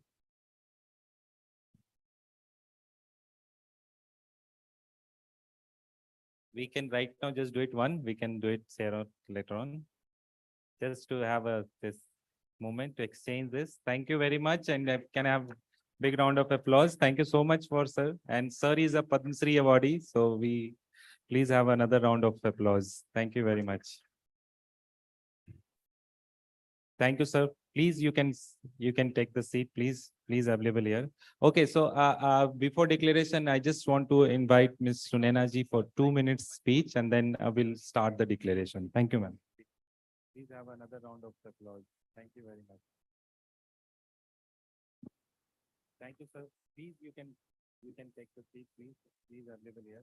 Okay, so before declaration. Hi, hello everyone. I think after seeing that video, it was really a magnificent summit where we all submitted ourselves. So a big round of applause to each and everyone, to team member, to team, to honorable guests, to everyone.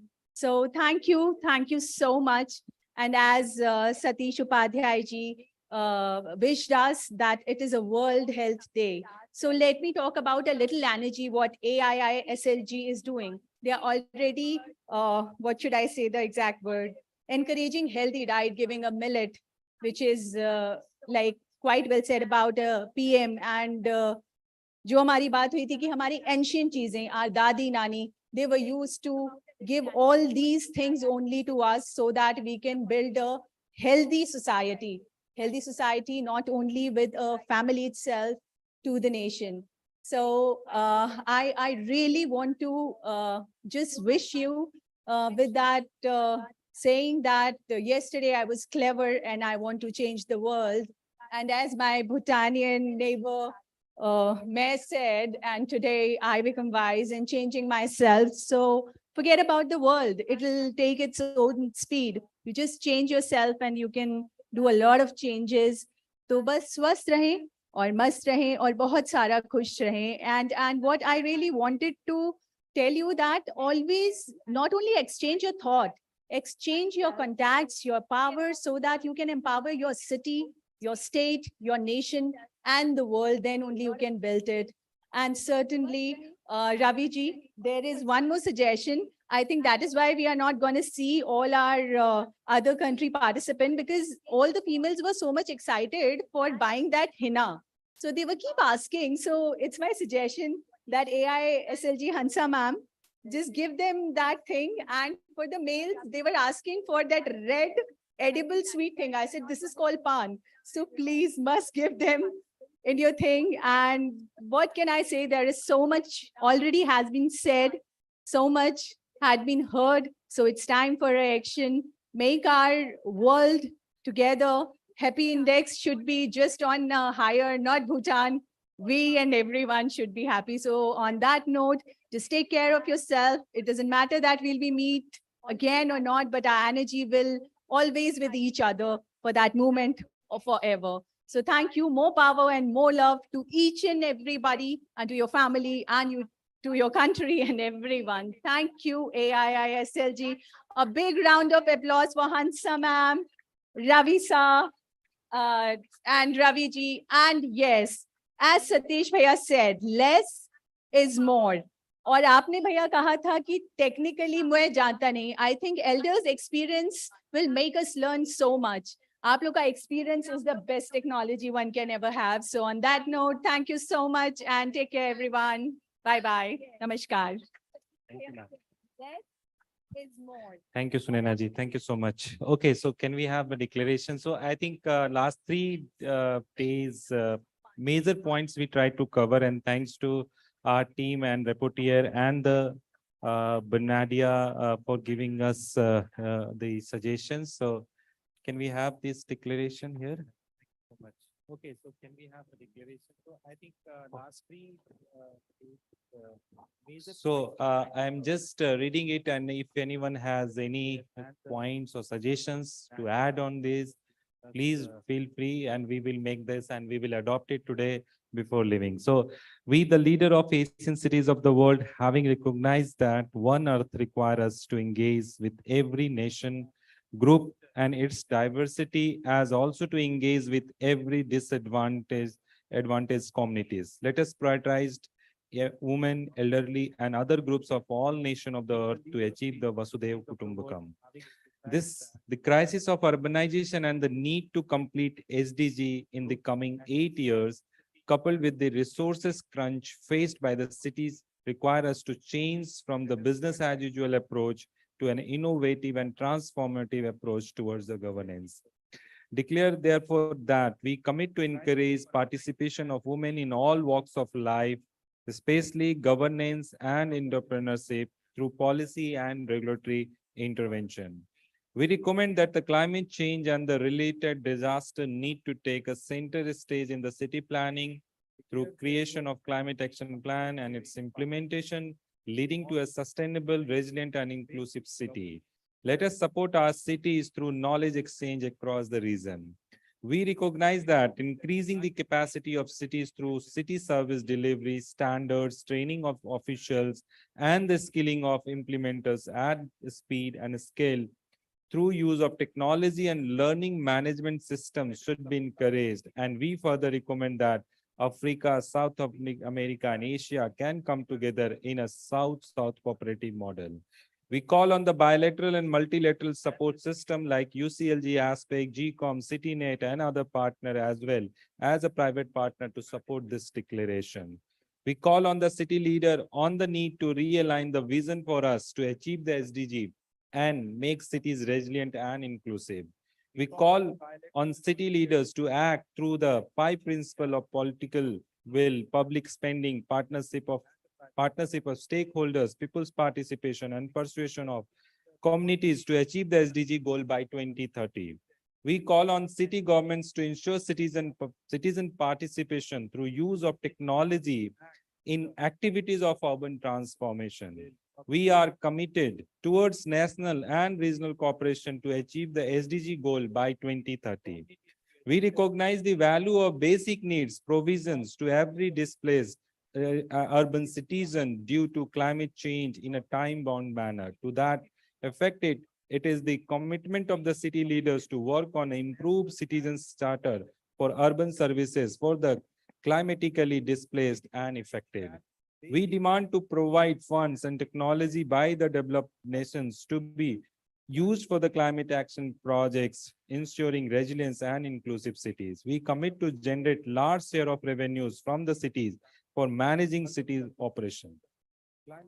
We commit our cities towards making them water sustainability and net zero, declared on 7th April. Thank you so much. So floor is open. Anyone wants to make any suggestion on this or any addition, please raise your hand. We would try to include that, or if it is as completely accepted, then also raise the hand so that we can declare it today. So request anyone from the dais. Yes, Panadia, please. So floor is open. Anyone wants to make any suggestion on this or any addition, please raise your hand. Thanks. We will try to include I that, think in or terms of if logo, you that use UCLG word logo. Yes. We are independent in every regional sections are independent. So you please change to UCLG. Yes, aspect. please do that. The logo need to change UCLG aspect. Yeah. The wording, I don't know others, but we should not be acting like the beggars, like the one who always wait for money. No, what we want is enabling environment, because we should be able to access those financial options, not waiting the central government to give us the money. No, but I think this are wording that we need to change, because to demand or To demand, be- okay. To be able demand the, to access financial options. can you change it? And some- also improve this, Okay, we'll make the changes. That is understand. So we'll do that. And any other points? To demand, okay. To demand the, we demand to be provided access to funding. okay, great. Funding So we'll, and funds are different things. okay, great. We demand to provide the access of funds and technology. Okay, we'll add that. Any more comment?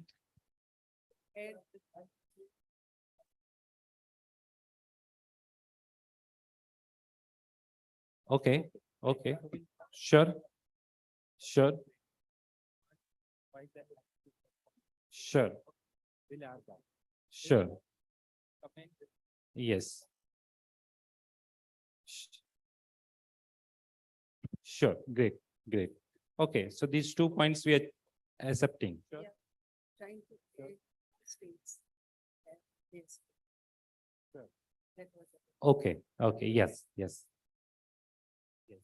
Sure, I think two things that I'm missing, I joined the last session, maybe the previous speakers who were in the last session could also mention. I think what we need is that we have to have identity in city development and also people-centered development. okay, Identity, characters, those kind of things. So our cities are not the same everywhere with cities of New York, city of Singapore, or this kind of. sure, The second, I forgot just now. I think we need to emphasize the importance of small, medium cities. okay, Not just big cities only. I think this also were discussed yesterday in one of the forums, and also this morning. So I think it's good. Sure. You also mentioned the important. Please use the words not secondary cities but intermediary cities, because we don't use the words secondary city. No city want to be secondary. yeah, So small Sure. and medium sized cities. Yeah. So Sure. not just big cities. I think Okay. we need to add. great. So all these 3 points are accepted. Any other points? Yes, please, ma'am.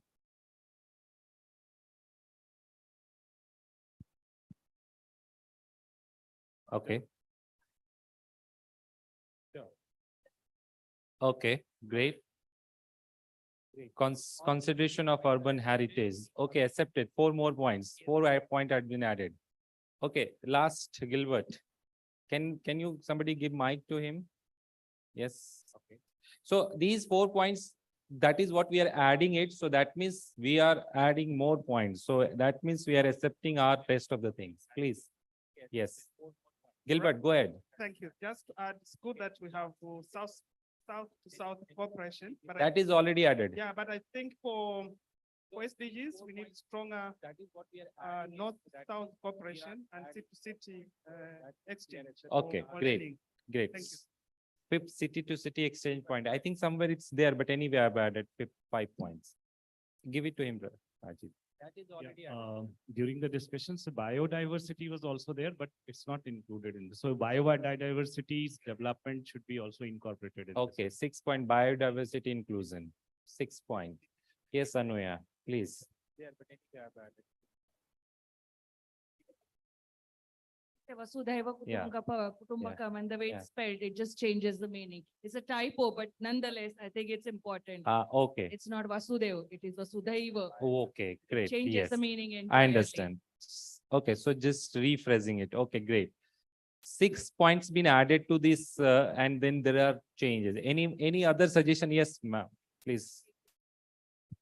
Hello.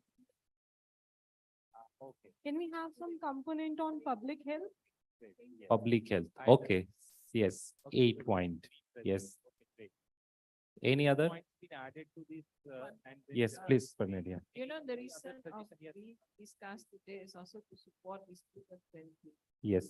I think we have to put a line somewhere, what you're saying, in which, in which, the result of this will be submitted and being put as part of the U20 community. Okay, so Because then there's reason why we have. sure. So this is more the 9 point. Sure. Okay. Any other points? So this 9 points, we are going to include that. So that means we are adapting the rest of the thing with the new 9 points. So yes, so please raise your hand that we are adding. I want to see all the hands to be raised. Request all the panelists on the dais. And we can please take the photo that we are adapting this declaration with the new 9 points. Thank you very much, all the mayors and all the city officials, delegates. Really, it's a wonderful to accept it, and last 3 days. So it's now we are on the concluding say part. My vote of thanks is still pending.